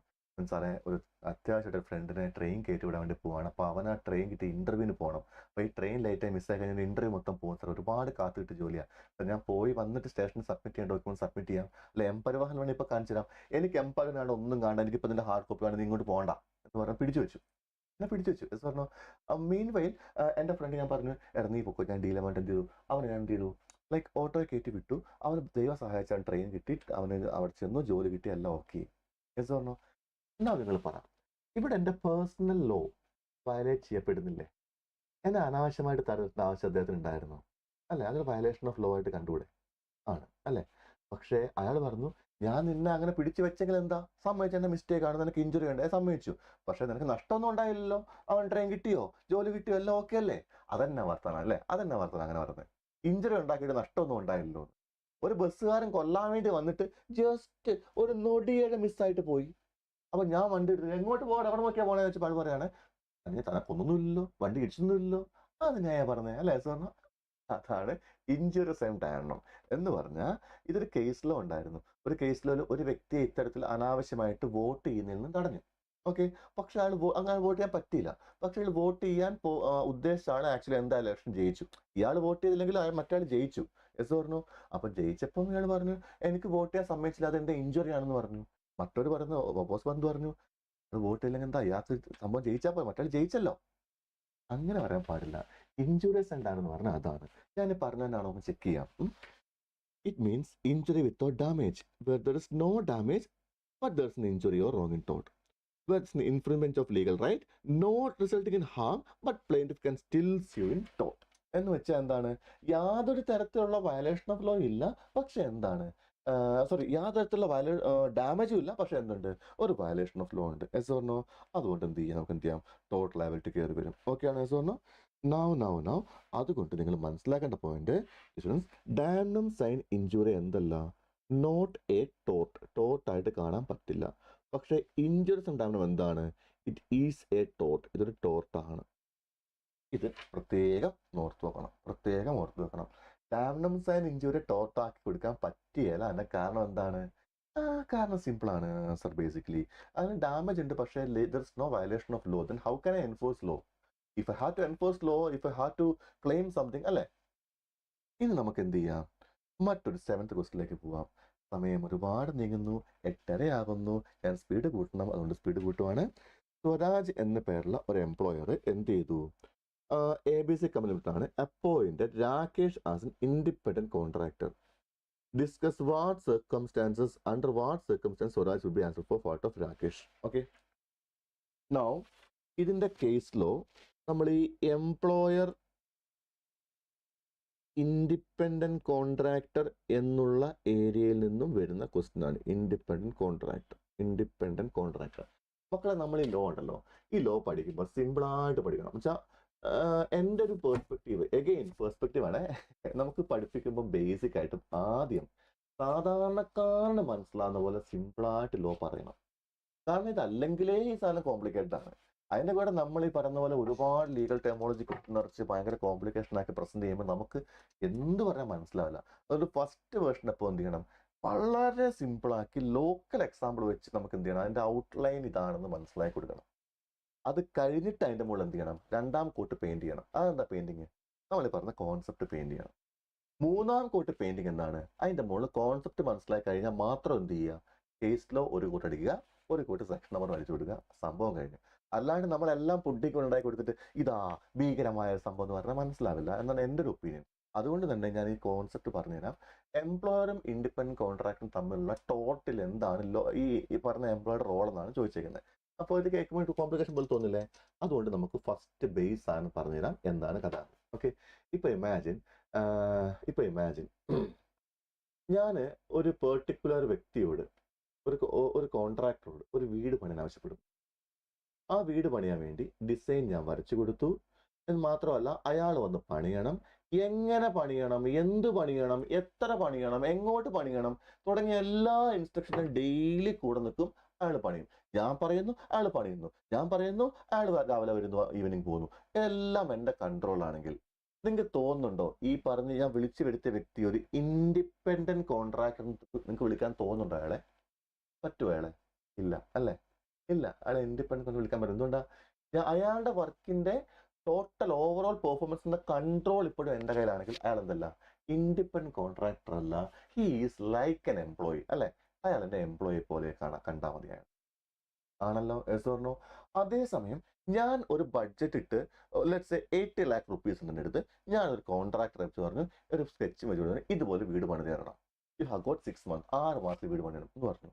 ഞാൻ പിന്നെ അങ്ങോട്ട് പോകുന്നേ ഇല്ല. കോൺട്രാക്ടർ എന്ത് ചെയ്യുന്നു, പണിക്കാരൻ കൂട്ടിക്കൊണ്ട് വരുന്നു, അതാക്കുന്നു, ഇതാക്കുന്നു, പണിയുന്നു, ഓരോ സ്റ്റെപ്പ് പണിത് പോകുന്നു. ഞാൻ ഇടയ്ക്ക് പലപ്പോഴും ഓവർസീസ് അല്ലാതെ കൂടെ നിൽക്കുന്നില്ല, അയാളുടെ വീടത്തിൽ പണിയുന്നു. എനിക്ക് ആ സംഭവം കിട്ടിയാൽ മതി. ഇപ്പൊ എന്തായിട്ട് മാറി, ഇയാളെയാണ് ഇൻഡിപെൻഡന്റ് കോൺട്രാക്ടർ വിളിക്കുക. പറഞ്ഞോ? എന്റെ ചോദ്യം ഇതാണ്, ഈ ഇൻഡിപെൻഡന്റ് കോൺട്രാക്ടർ ഈ എൻ്റെ വീട് പണിയുമ്പം അയാളുടെ എംപ്ലോയീസിന് സേഫ്റ്റി ബെൽറ്റ് ഹാർനസ് ഇടാതെ മുകളിലങ്ങാണ്ട് കയറ്റി ആ സാധനം ഇടിഞ്ഞു വീണ് ഇയാളെ കൈ ഒടിഞ്ഞു. അതിന് ഞാൻ എന്ന വ്യക്തി ഉത്തരവാദിയാണോ, അതോ ആ പണി എടുപ്പിച്ച ഇൻഡിപെൻഡന്റ് കോൺട്രാക്ടർ ആണോ ഉത്തരവാദി? നിങ്ങൾ പറ. ഞാൻ ആ ഇൻഡിപെൻഡന്റ് കോൺട്രാക്ടറാണ്, ഞാൻ ആ വഴിക്ക് പോയിട്ടേ ഇല്ല, ഞാൻ വർക്ക് ചെയ്യിപ്പിച്ച് കൊടുത്തു, സൈറ്റ് മൊത്തം ആളെ പണിയിപ്പിക്കുന്നതൊക്കെ. S or no? അപ്പം ഇയാൾ ചെയ്യേണ്ട ഈ ഇൻഡിപെൻഡന്റ് കോൺട്രാക്ട് എന്ത് ചെയ്തില്ല, സേഫ്റ്റി ഹാർനസ് ഇടിക്കാണ്ട് ഒരു എംപ്ലോയിക്കൂടെ ഏറ്റവും മുകളിൽ കയറ്റി വർക്ക് ചെയ്യിച്ച് ആ സാധനം ഇടുന്ന താഴെ കിടന്നു. അപ്പോൾ അതിനായി ഈ പറഞ്ഞ പോലെ മനഃപൂർവ്വം വന്നിട്ടൊന്നും അല്ല കേട്ടോ, താഴെ പോയി കൈ ഒടിഞ്ഞു. അപ്പോൾ അതിന് ആ ഒരു ഇൻസിഡന്റ് നടന്നു കഴിഞ്ഞാൽ അതിന് ഈ എംപ്ലോയിയോട്, ഈ പറഞ്ഞ നിലത്ത് വീണ് പോയ വ്യക്തിയോട് ആര് സമ്മാനം പറയണം? ഇൻഡിപെൻഡന്റ് കോൺട്രാക്ടർ ആണോ, അതോ പണി വർക്ക് കൊടുത്ത ഞാനാണോ? അത് ഇൻഡിപെൻഡന്റ് കോൺട്രാക്ടർ അല്ലേ? ആൻസറിനോ അല്ലേ? അങ്ങനത്തെ കൂടി കേസല്ലേ ഇത് വരുന്നേ? ഇൻഡിപെൻഡന്റ് കോൺട്രാക്ടർ ആണ് ലയബിൾ അല്ലേ? അത് കോമൺ സെൻസ് അല്ലേ? അതിന്റെ ഒരു അപ്ഗ്രേഡഡ് വേർഷൻ ആണ് ഇവിടെ പറയാൻ പോണത്. ഓക്കെ, നമുക്ക് നോക്കാം എന്താണ് സംഭവം. So a master or employee is liable for tort committed by servants while acting in the course of employment. Yes or no? Master employee ആണെങ്കിൽ എന്താണ്, സെർവന്റ് ഗസ്റ്റ് ലയബിൾ ആണ്. Yes or no? An employee is not liable merely because independent contractor commits a tort. ആണോ? ഇതാണ് നമ്മുടെ main answer. എന്താണ്? എന്റെ servant employee ആണെങ്കിൽ ഞാൻ എന്താണ്, ലയബിൾ ആണ്. ഇൻഡിപെൻഡന്റ് കോൺട്രാക്ടർ ആണെങ്കിൽ ഞാൻ എന്തല്ല, ഞാൻ ലയബിൾ അല്ല. I am not at all liable for any kind of tort committed. ടോട്ടിൽ ഞാൻ ലയബിൾ അല്ല. ഒരു മിനിറ്റ് ഇടോ, കണക്ട് ചാർജർ. യെസ്, ഞാൻ ലയബിൾ അല്ല. ഓക്കെ ആണോ? എപ്പോഴാണ്, ഇനി അടുത്ത ക്വസ്റ്റ്യൻ, എപ്പോഴാണ് സാറേ ഇൻഡിപെൻഡന്റ് കോൺട്രാക്ടർ വർക്ക് ചെയ്താൽ സാർ ലേബിൾ അല്ല, എംപ്ലോയർ ലേബിൾ അല്ല, സമ്മതിച്ചു, പക്ഷെ എപ്പോഴാണ് അതിന് ലേബിൾ ആവുന്നത്? എക്സെപ്ഷൻ വല്ലതും ഉണ്ടോ? ഏതെങ്കിലും കേസിൽ ഇൻഡിപെൻഡന്റ് കോൺട്രാക്ട് ചെയ്ത വർക്കിന്റെ മുകളിൽ ഈ പറഞ്ഞ വ്യക്തി എംപ്ലോയർ ലേബിൾ ആവുമോ? ആകും. 3 കേസ്. എപ്പോഴാണ്? when employer authorized him to commit tort. Okay, അപ്പൊ എന്നോട് ഇൻഡിപെൻഡന്റ് കോൺട്രാക്ട് പറഞ്ഞു, സാറേ ഇത് നമുക്ക് എംപ്ലോയീസിനെ കൊണ്ട് വർക്ക് ഈ ഹൈറ്റിലൊക്കെ പണിട്ട് പോയി ഈ ഹാർനസ് ഒക്കെ വെക്കണം, ഹാർനസ് ഒക്കെ അപ്പൊ റെന്റ് എടുക്കേണ്ടി വരും, അപ്പൊ റെന്റ് എടുക്കുമ്പോൾ കുറച്ച് ബഡ്ജറ്റ് കൂടുവേ. ഞാൻ പറഞ്ഞു, പിന്നെ ഇയാൾ ബഡ്ജറ്റ് ഒന്ന് പോയാൽ ഇനി ബഡ്ജറ്റ് കൂട്ടാൻ പറ്റുന്നില്ല, താനിപ്പോ ഉള്ള പോലെ ചെയ്യിച്ചാൽ മതി എന്ന് ഞാനാണ് പറഞ്ഞത് ഇൻഡിപെൻഡന്റ് കോൺട്രാക്ടറോട്. അപ്പൊ അങ്ങനാണെങ്കിൽ ഉത്തരവാദിത്വം എനിക്കല്ലേ? സിമ്പിൾ കോമൺ സെൻസ് അല്ലേ? അതാണ് പറഞ്ഞത് employer authorise him to conduct ടോട്ട് അല്ലെ. രണ്ടാമത് എന്താണ്? ടോട്ട് of strict liability. Strict liability പഠിച്ചിട്ടുണ്ടാവല്ലോ. സ്ട്രിക്ട് ലയബിലിറ്റി കേസുകളിൽ ചെയ്യിക്കുന്ന ആൾ ലയബിളാണ്. തേർഡ് എന്താണ്?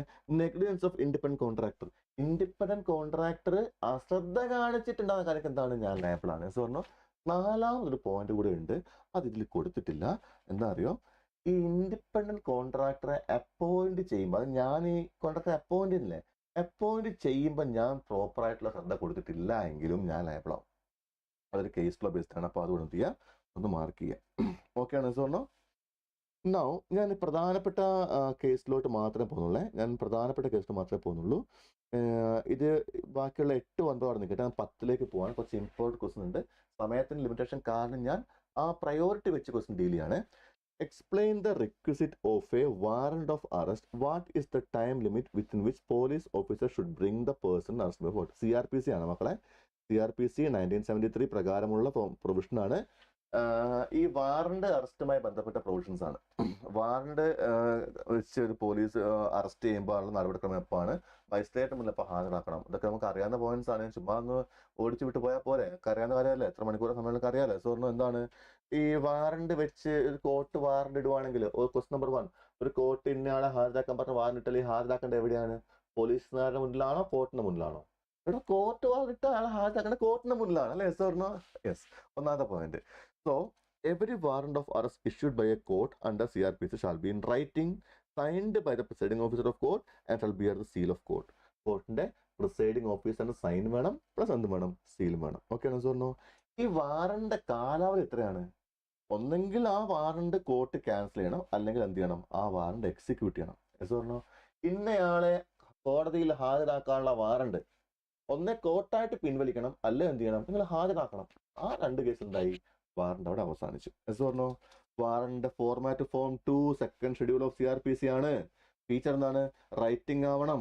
Name and designation of person who is to execute it. ആര് വാറണ്ട് എക്സിക്യൂട്ട് ചെയ്യണം? പറഞ്ഞോ? അറസ്റ്റ് ചെയ്യേണ്ട വ്യക്തിയുടെ ഫുൾ നെയിമും ഡിസ്ക്രിപ്ഷനും കൊടുക്കണം. പറഞ്ഞോ? ഒഫൻസ്, എന്ത് ഒഫൻസിന്റെ മോളാണ് അറസ്റ്റ് മെൻഷൻ ചെയ്യണം, സൈൻ ചെയ്യണം, സീൽ ചെയ്യണം, which is very very important. 6 points. ഒരു വാറണ്ട് 6 പോയിന്റ്സ് ഇമ്പോർട്ടൻ്റ് ആണ്. ഓക്കെ ആണോ പറഞ്ഞോ? എവിടെ ഹാജരാക്കണം? Police officer മുന്നിലാണോ?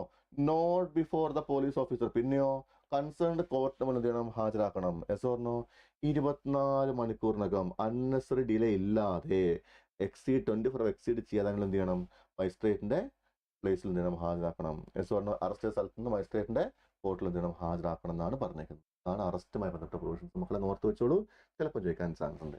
ഇനി എങ്ങാനും ഈ ഒരു 20 മാർക്ക് ക്വസ്റ്റിൻ്റെ അകത്തുനിന്നുള്ള ഏതെങ്കിലും ഒരു ക്വസ്റ്റ്യൻ എക്സാമിന് വന്നു കഴിഞ്ഞാൽ party for DJ. Now next point. മക്കളെ നിങ്ങൾക്ക് അറിയോ ഈ CRPCയിലെ കോഗ്നിസബിൾ ഒഫൻസ് എന്താണ്? നോൺ കോഗ്നിസബിൾ ഒഫൻസ് എന്താണെന്നറിയോ? ഒരു പോലീസ് ഓഫീസർക്ക് എന്ത് ചെയ്യാൻ പറ്റും? ചില കേസിൽ വാറണ്ട് ഇല്ലാണ്ട് അറസ്റ്റ് ചെയ്യാൻ പറ്റും.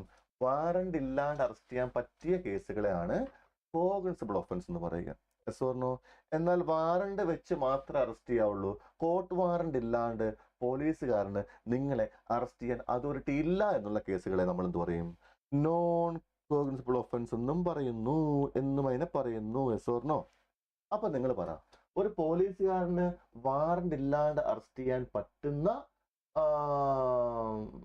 കോഗ്നിസബിൾ ഒഫൻസ് ആണോ സീരിയസ്, അതോ വാറണ്ട് വെച്ച് മാത്രം അറസ്റ്റ് ചെയ്യാൻ പറ്റൂ എന്നുള്ള നോൺ കോഗ്നിസബിൾ? ഏതാണ് മോർ ഇമ്പോർട്ടൻറ്റ്?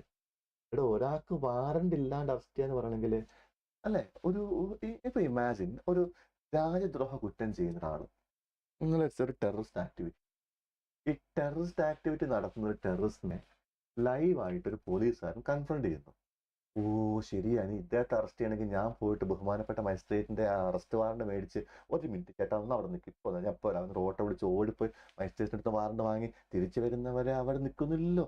അത് ഈ ഇന്റൻഷൻ ഓഫ് ലോ അത്രയേ ഉള്ളൂ മക്കളെ. അത്രയും ഗൗരവമുള്ള ഒഫൻസ് ആയതുകൊണ്ടാണ് നിങ്ങൾക്ക് വാറണ്ടിൽ അറസ്റ്റ് ചെയ്യാൻ തരുന്നത്. Therefore, cognizable offenses are generally more serious than non-cognizable offense. Okay ആണോ അസോർണോ? Okay, next point 13th question important ആണ്. ഈ എൻറ്റയർ ക്വസ്റ്റ്യൻ പേപ്പർ ഈ എൻറ്റയർ ഷീറ്റ്, ഈ PDF നിങ്ങൾക്ക് നമ്മുടെ കമ്മ്യൂണിറ്റി ഞാൻ ഷെയർ ചെയ്തേക്കാം, നിങ്ങൾ ഡൗൺലോഡ് ചെയ്തോളൂ. ആ കമ്മ്യൂണിറ്റി നിങ്ങൾക്ക് ഏതെങ്കിലും JJയിലെ ചാപ്റ്റേഴ്സിന്റെ റണ്ണിങ് നോട്ട്സ്, ഇപ്പം ക്ലാസ് നോട്ട്സ് വല്ല ലെക്ചർ നോട്ട്സ് വല്ല വേണമെങ്കിൽ അതും മെൻഷൻ ചെയ്യാം. എൻ്റെ അടുത്തുള്ളത് ഞാൻ എന്ത് ചെയ്യാം, ഷെയർ ചെയ്തിട്ടേക്കാം. Okay, what is professional communication? എന്താണ് professional communication? In case Ramesh, a client, says to Ashwin, his advocate, I stole a bike and I wish you to defend me, Ashwin refused to plead his case. Later on, Ashwin gives evidence against Ramesh about his communication. Is this communication protected from disclosure of under Evidence Act? Evidence Act like എല്ലാവർക്കും സ്വാഗതം. Case വളരെ simple ആണ്. എന്താണ് case? ഞാനൊരു വക്കീലാണ്. എൻ്റെ front mister Ajay എന്നെ കാണാൻ വേണ്ടി വരുന്നു. എന്നിട്ട് പറഞ്ഞു, എടാ ഒരു കേസ് ഉണ്ടോ, നീ അത് കേസ് എനിക്ക് വേണ്ടി വാദിക്കാൻ ഡിഫെൻഡ് ചെയ്യണം. ആ കേസ് ആ സംഭവം ഒരു ക്രൈമാണ്. ആ ക്രൈം, ഞാൻ എൻ്റെ ഫ്രണ്ടിൻ്റെ ഒരു ബൈക്ക് മോഷ്ടി, അപ്പോൾ അത് കേസായിട്ടുണ്ട്, നീ എന്നെ ഒന്ന് വാദിച്ച് ഇറക്കി തരണം, രക്ഷപ്പെടുത്തണം. ഞാൻ പറഞ്ഞു, പിന്നെ നിന്റെ ബൈക്ക് കേട്ട കേസ് വാദിക്കാതെ എന്നെ കൊണ്ട് കിട്ടില്ല, പിന്നെ ആ പറയുന്ന കാര്യമൊന്നും പോയി വിട്ടുപിടി. അങ്ങനെ ഞാൻ ആ കേസ് എടുത്തില്ല. ഇവൻ നേരെ വേറൊരു വക്കീലിനെ പോയി കണ്ട് ആ വക്കീൽ കേസ് വാദിക്കാൻ ഏറ്റു. എസ് പറഞ്ഞോ? ഇത് കേട്ടപ്പോൾ ഞാൻ നേരെ ഫോൺ വിളിച്ചിട്ട് എന്ത് ചെയ്തറിയോ, സ്റ്റേഷനിൽ വിളിച്ചു പറഞ്ഞു, ലിങ്ക് ഫോർ കമ്മ്യൂണിറ്റി ആണ് മക്കളെ, ഞാൻ കമന്റ് ബോക്സിലേക്ക് ഇടാൻ പറയാം. കമന്റ് ബോക്സിൽ ലിങ്ക് ഇടാവേ, ഈ കമന്റ് ബോക്സിന്റെ ലിങ്ക് ഞാൻ കൊടുത്തേക്കാം. അപ്പോൾ ഞാൻ നേരെ സ്റ്റേഷനിലേക്ക് വിളിച്ചു പറഞ്ഞു, ഹലോ, ഞാൻ അഡ്വക്കേറ്റ് ജോമലാണ്. ഇങ്ങനെ ഒരു സംഭവം ഞാൻ അറിഞ്ഞിട്ടുണ്ട് കേട്ടോ. എന്നെ കാണാൻ ഒരാൾ വന്നിട്ടുണ്ടായിരുന്നു, എൻ്റെ ഫ്രണ്ടാണ്. അപ്പോൾ അവൻ സ്ട്രാജി, അപ്പോൾ അവൻ ബൈക്ക് മോഷ്ടിച്ചെന്നോട് എന്നോട് പറഞ്ഞിട്ടുണ്ട് കേട്ടോ. സാറ് കോടതി വന്ന് സാക്ഷി പറയാം. സാക്ഷി പറയാം. അങ്ങനെ എന്നെ സാക്ഷി ലിസ്റ്റിൽ ആഡ് ചെയ്തു. Anyway beautiful. ഞാൻ പിറ്റേ ദിവസം ഞാൻ അന്ന് ട്രയൽ കോടതി വിട്ട് പറഞ്ഞു, ഇവൻ എന്നെ വന്ന് കണ്ടിട്ട് എന്നോട് വക്കീലെ വന്ന് കേസ് വാദിക്കാൻ ചോദിച്ചായിരുന്നു. അപ്പോൾ അവനോട് പറഞ്ഞിട്ടുണ്ടായിരുന്നു. ഇത് ശുദ്ധ തോന്നിയല്ലേ കാണിക്കുന്നത്, അല്ലേ സാറിനോ? അപ്പം അതൊരു പ്രൊഫഷണൽ കമ്മ്യൂണിക്കേഷൻ ആണെങ്കിൽ അതിന് ഒരു ലെവൽ ഓഫ് പ്രൈവസി ഉണ്ട്. ഒരു കാരണവശാലും നിങ്ങൾക്ക് എന്ത് ചെയ്യാൻ പറ്റില്ല. ഒരു വക്കീലാണെങ്കിൽ, ഒരു അഡ്വക്കേറ്റ് പ്രാക്ടീസിങ് ആണെങ്കിൽ നിങ്ങൾക്ക് എന്ത് ചെയ്യാം, നിങ്ങളോട് ക്ലയന്റ് വന്ന് പറഞ്ഞ കാര്യം മൊഴിയായിട്ട് കോടതിയിൽ പോയിട്ട് പറയേണ്ട ആവശ്യമില്ല. പറഞ്ഞാലും അത് എവിഡൻസ് ആയിട്ട് കൂട്ടുകയില്ല. മനസ്സിലായിട്ടുണ്ടോ? അതുകൊണ്ട് ധൈര്യമായിട്ട് വക്കീലിനോട് കള്ളം പറയാനുള്ള സത്യം പറഞ്ഞു. വക്കീലിനോടും ഡോക്ടറോടും കള്ളം പറയരുത്. എന്താ? സത്യം പറഞ്ഞു. എന്താ? എടോ, നിങ്ങൾ സത്യം പറഞ്ഞാൽ അവരൊന്നും പുറത്തു പോയിട്ട് പറഞ്ഞാൽ തെളിവല്ല. അതാണ് കാരണം. എന്ന് പറഞ്ഞോ, അതിനെയാണ് ഈ പ്രൊഫഷണൽ കമ്മ്യൂണിക്കേഷൻ എന്ന് പറഞ്ഞ വലിയ ഭീകര സംഭവമായിട്ട് അവർ പ്രസന്റ് ചെയ്യണത്. എന്താണ്? There are some facts of which evidence cannot be given though they are relevant. As facts coming under section 122, 123, 26 and 27 of Indian Evidence Act. Yes or no? These communication between parties are known as privileged communication. എൻ്റെ പേരെന്താണ്? Privileged communication. Okay, yes or no? Section 126 to 109 of Evidence Act deals with professional communications between legal advisor and client which are protected from disclosure. Okay, yes or no? A client cannot be compelled and a legal advisor cannot be allowed without express consent of his client to disclose oral documentary communication passed between them in professional confidence. Yes or no? മറ്റേ ആളുടെ, അതായത് ക്ലയന്റിന്റെ permission ഇല്ലാണ്ട് എന്ത് ചെയ്യാൻ പറ്റില്ല, അഡ്വക്കേറ്റിന്റെ പറ്റില്ല, disclose ചെയ്യാൻ പറ്റില്ല. In the given case, communication made by Ramesh is protected from disclosure. Evidence given by Ashwin Digard shall not be admissible in the court. കോർട്ടിൽ എന്ത് ചെയ്യാൻ പറ്റില്ല, അത് അഡ്മിസിബിൾ ആക്കി ട്രീറ്റ് ചെയ്യാൻ പറ്റുവേല. ഞാൻ പറഞ്ഞ പോലെ മനസ്സിലായിട്ടുണ്ടോ? അത് കോർട്ടിൽ എന്ത് ചെയ്യാൻ പറ്റില്ല, ട്രീറ്റ് ചെയ്യാൻ പറ്റില്ല. അത് അടുത്ത ക്വസ്റ്റിനിലേക്ക് പോവാം. Distinguish between arbitration and conciliation. എന്താണ് ആർബിട്രേഷൻ, എന്താണ് കൺസിലിയേഷൻ? ഓക്കെ, ആർബിട്രേഷൻ എന്ന് വെച്ചാൽ അല്പം കൂടെ ഫോർമൽ പ്രോസസ് ആണ്. പാർട്ടി എയും പാർട്ടി ബിയും ചേർന്ന് ആർബിട്രേഷൻ പാനലിനെ ഫോം ചെയ്ത് ആർബിട്രേഷൻ പാനൽ എന്ത് ചെയ്യുന്നു, ഈ തീരുമാനം ഒഫീഷ്യലി അറിയിച്ച് ഫോർമലെ നമ്മൾ അറിയിക്കുന്നു, നമ്മളത് സ്വീകരിക്കുന്നു. അതാണ് ആർബിട്രേഷൻ. കൺസീലേഷൻ എന്ന് വെച്ചാൽ അല്പം കൂടെ ഇൻഫോർമൽ ആണ്. കൺസീലേറ്റ് ചെയ്യുന്ന കൺസീലേറ്റർ എന്ന് പറയുന്നു, അത് മീഡിയേറ്റർ റോളാണ് പുള്ളിക്കുള്ളത്. പുള്ളി നമ്മൾ തമ്മിൽ സംസാരിക്കുന്നു, പുള്ളി നടുക്കിരിക്കുന്നു, നമ്മൾ തമ്മിൽ വെന്യൂ പുള്ളി ഒരുക്കി തരുന്നു, സംസാരിക്കുന്നു, എല്ലാവരും ചേർന്ന് സംഭവം അമിക്കബിൾ റിസോൾവ് ചെയ്യുന്നു. ഇതാണിത് കൺസീലിയേഷൻ. നമുക്ക് ചെക്ക് ചെയ്യാം. Yes or no? Arbitration means parties to dispute get the same through intervention of third person but without recourse to law. Yes or no? ഒരു ആർബിട്രേറ്റർ അവരെ വിളിക്കുന്നു അല്ലെ. ആർബിട്രേറ്റർ എന്ത് പറഞ്ഞാലും നമ്മൾ അംഗീകരിച്ചോളാം എന്ന് വില്ലിങ്നെസ് സംബന്ധിച്ച് നമ്മൾ ഡിസിഷൻ ആക്കി എടുക്കുന്നു. Yes or no? എന്താണ് കൺസെഷൻസ്? ഇൻഫോർമൽ പ്രോസസ് ആണ്. Conciliator tries to bring disputants to agreement. ഈ എയും ബിയും തമ്മിൽ അഗ്രിമെന്റിലേക്ക് വരുത്താൻ ആൾ ശ്രമിക്കും, കൺസിൽ ശ്രമിക്കുന്നു. അല്ലാണ്ട് ഞാൻ പറയുന്ന പോലെ നിങ്ങൾ കേട്ടോണം, ഇതാണ് എന്റെ വിധി എന്ന് പറഞ്ഞ് പറയുന്നില്ല. ആർബിട്രേഷൻ അങ്ങനെ നടക്കുന്നത്. In arbitration parties, they are giving a judge, they are giving a final verdict. Whereas in conciliation, the role of conciliator is only to bring parties to an amicable solution. Okay. He does this by lowering tensions, improving communication, interpreting issues, etc., etc., etc. Okay, no? Conciliation involves bringing a positive relationship between parties in dispute. Okay, so no? Now. അതിന്റെ provisions കൊടുത്തിട്ടുണ്ട്, not ചെയ്യാം. 15th question. A promissory note is executed by Suresh and Udit and stamp is afterwards affixed and cancelled by Suresh by again signing it. Explain whether the provisions of section 7 relating to stamping instruments have been complied with. എടോ, ഈ stamp act പറഞ്ഞ provisions ആണ്. അതുപോലെ തന്നെ registration act, stamp act എല്ലാത്തിനും ഞാൻ question maximum ഞാൻ ഇട്ടിട്ടുണ്ട് കേട്ടോ. പ്രൊവിഷൻ ഇത്രയേ ഉള്ളൂ. ഒരു പെർട്ടിക്കുലർ സ്റ്റാമ്പ് ആക്ട് അല്ല സെക്ഷൻ 17 പ്രകാരം പ്രൊവിഷൻ ഇത്രയേ ഉള്ളൂ. ഒരു ഇൻസ്ട്രുമെന്റിൽ എന്ത് ചെയ്യണം നിങ്ങൾ? സ്റ്റാമ്പ് നിങ്ങൾ ആ ഇൻസ്ട്രുമെന്റ് എൻ്റർ ചെയ്തിട്ട് section 17 of stamp act provides in all instruments chargeable with duty executed by person India shall be stamped before or at the time of execution. എന്ന് വെച്ചാൽ നിങ്ങൾ ആ ഒരു പെർട്ടിക്കുലർ ഡോക്യുമെന്റ് എക്സിക്യൂട്ട് ചെയ്യുന്നതിന് മുന്നെയോ അല്ലെങ്കിൽ എക്സിക്യൂട്ട് ചെയ്യുമ്പോഴോ എന്ത് ചെയ്യണം? അത് പ്രോപ്പറായിട്ട് സ്റ്റാമ്പ് ചെയ്യണം. എക്സിക്യൂട്ട് ചെയ്ത് കഴിഞ്ഞിട്ട് എന്ത് ചെയ്യരുത്? സ്റ്റാമ്പ് ചെയ്തിട്ട് കാര്യമില്ല. എപ്പോൾ ചെയ്യണം? Note the word, please note the word before or at the time of execution. Stamping എപ്പോൾ ചെയ്യണം എന്ന് പറഞ്ഞ മേജർ പ്രൊവിഷൻ ആണെന്ത്? Section 17. Before or at the time of execution വേണം ചെയ്യാൻ വേണ്ടി, പിന്നീട് ആഫ്റ്റർ വേർഡ്സ് അല്ല ഇത് ചെയ്യേണ്ടത്. ഓക്കെ ആണോ? Yes or no? അത് തന്നെയാണ് പറയുന്ന പോയിന്റ്. എന്താണ്? Where a promissory note is executed by A and B and stamp is afterwards affixed and cancelled by A by signing date, the stamping has taken place subsequent to execution and hence provision of section is not compelled with the case law of Rohini Fernandez. Okay, case law ആണ്. അപ്പോൾ അത് important ആയിട്ട് നോക്കണം. Now section 20 16 പങ്കാണ്. Section 17 question number 7 പോവാണ്. Section 20 of RTA act പ്രകാരം penalties impose on a PIO എന്തൊക്കെയാണ്? Yes or no?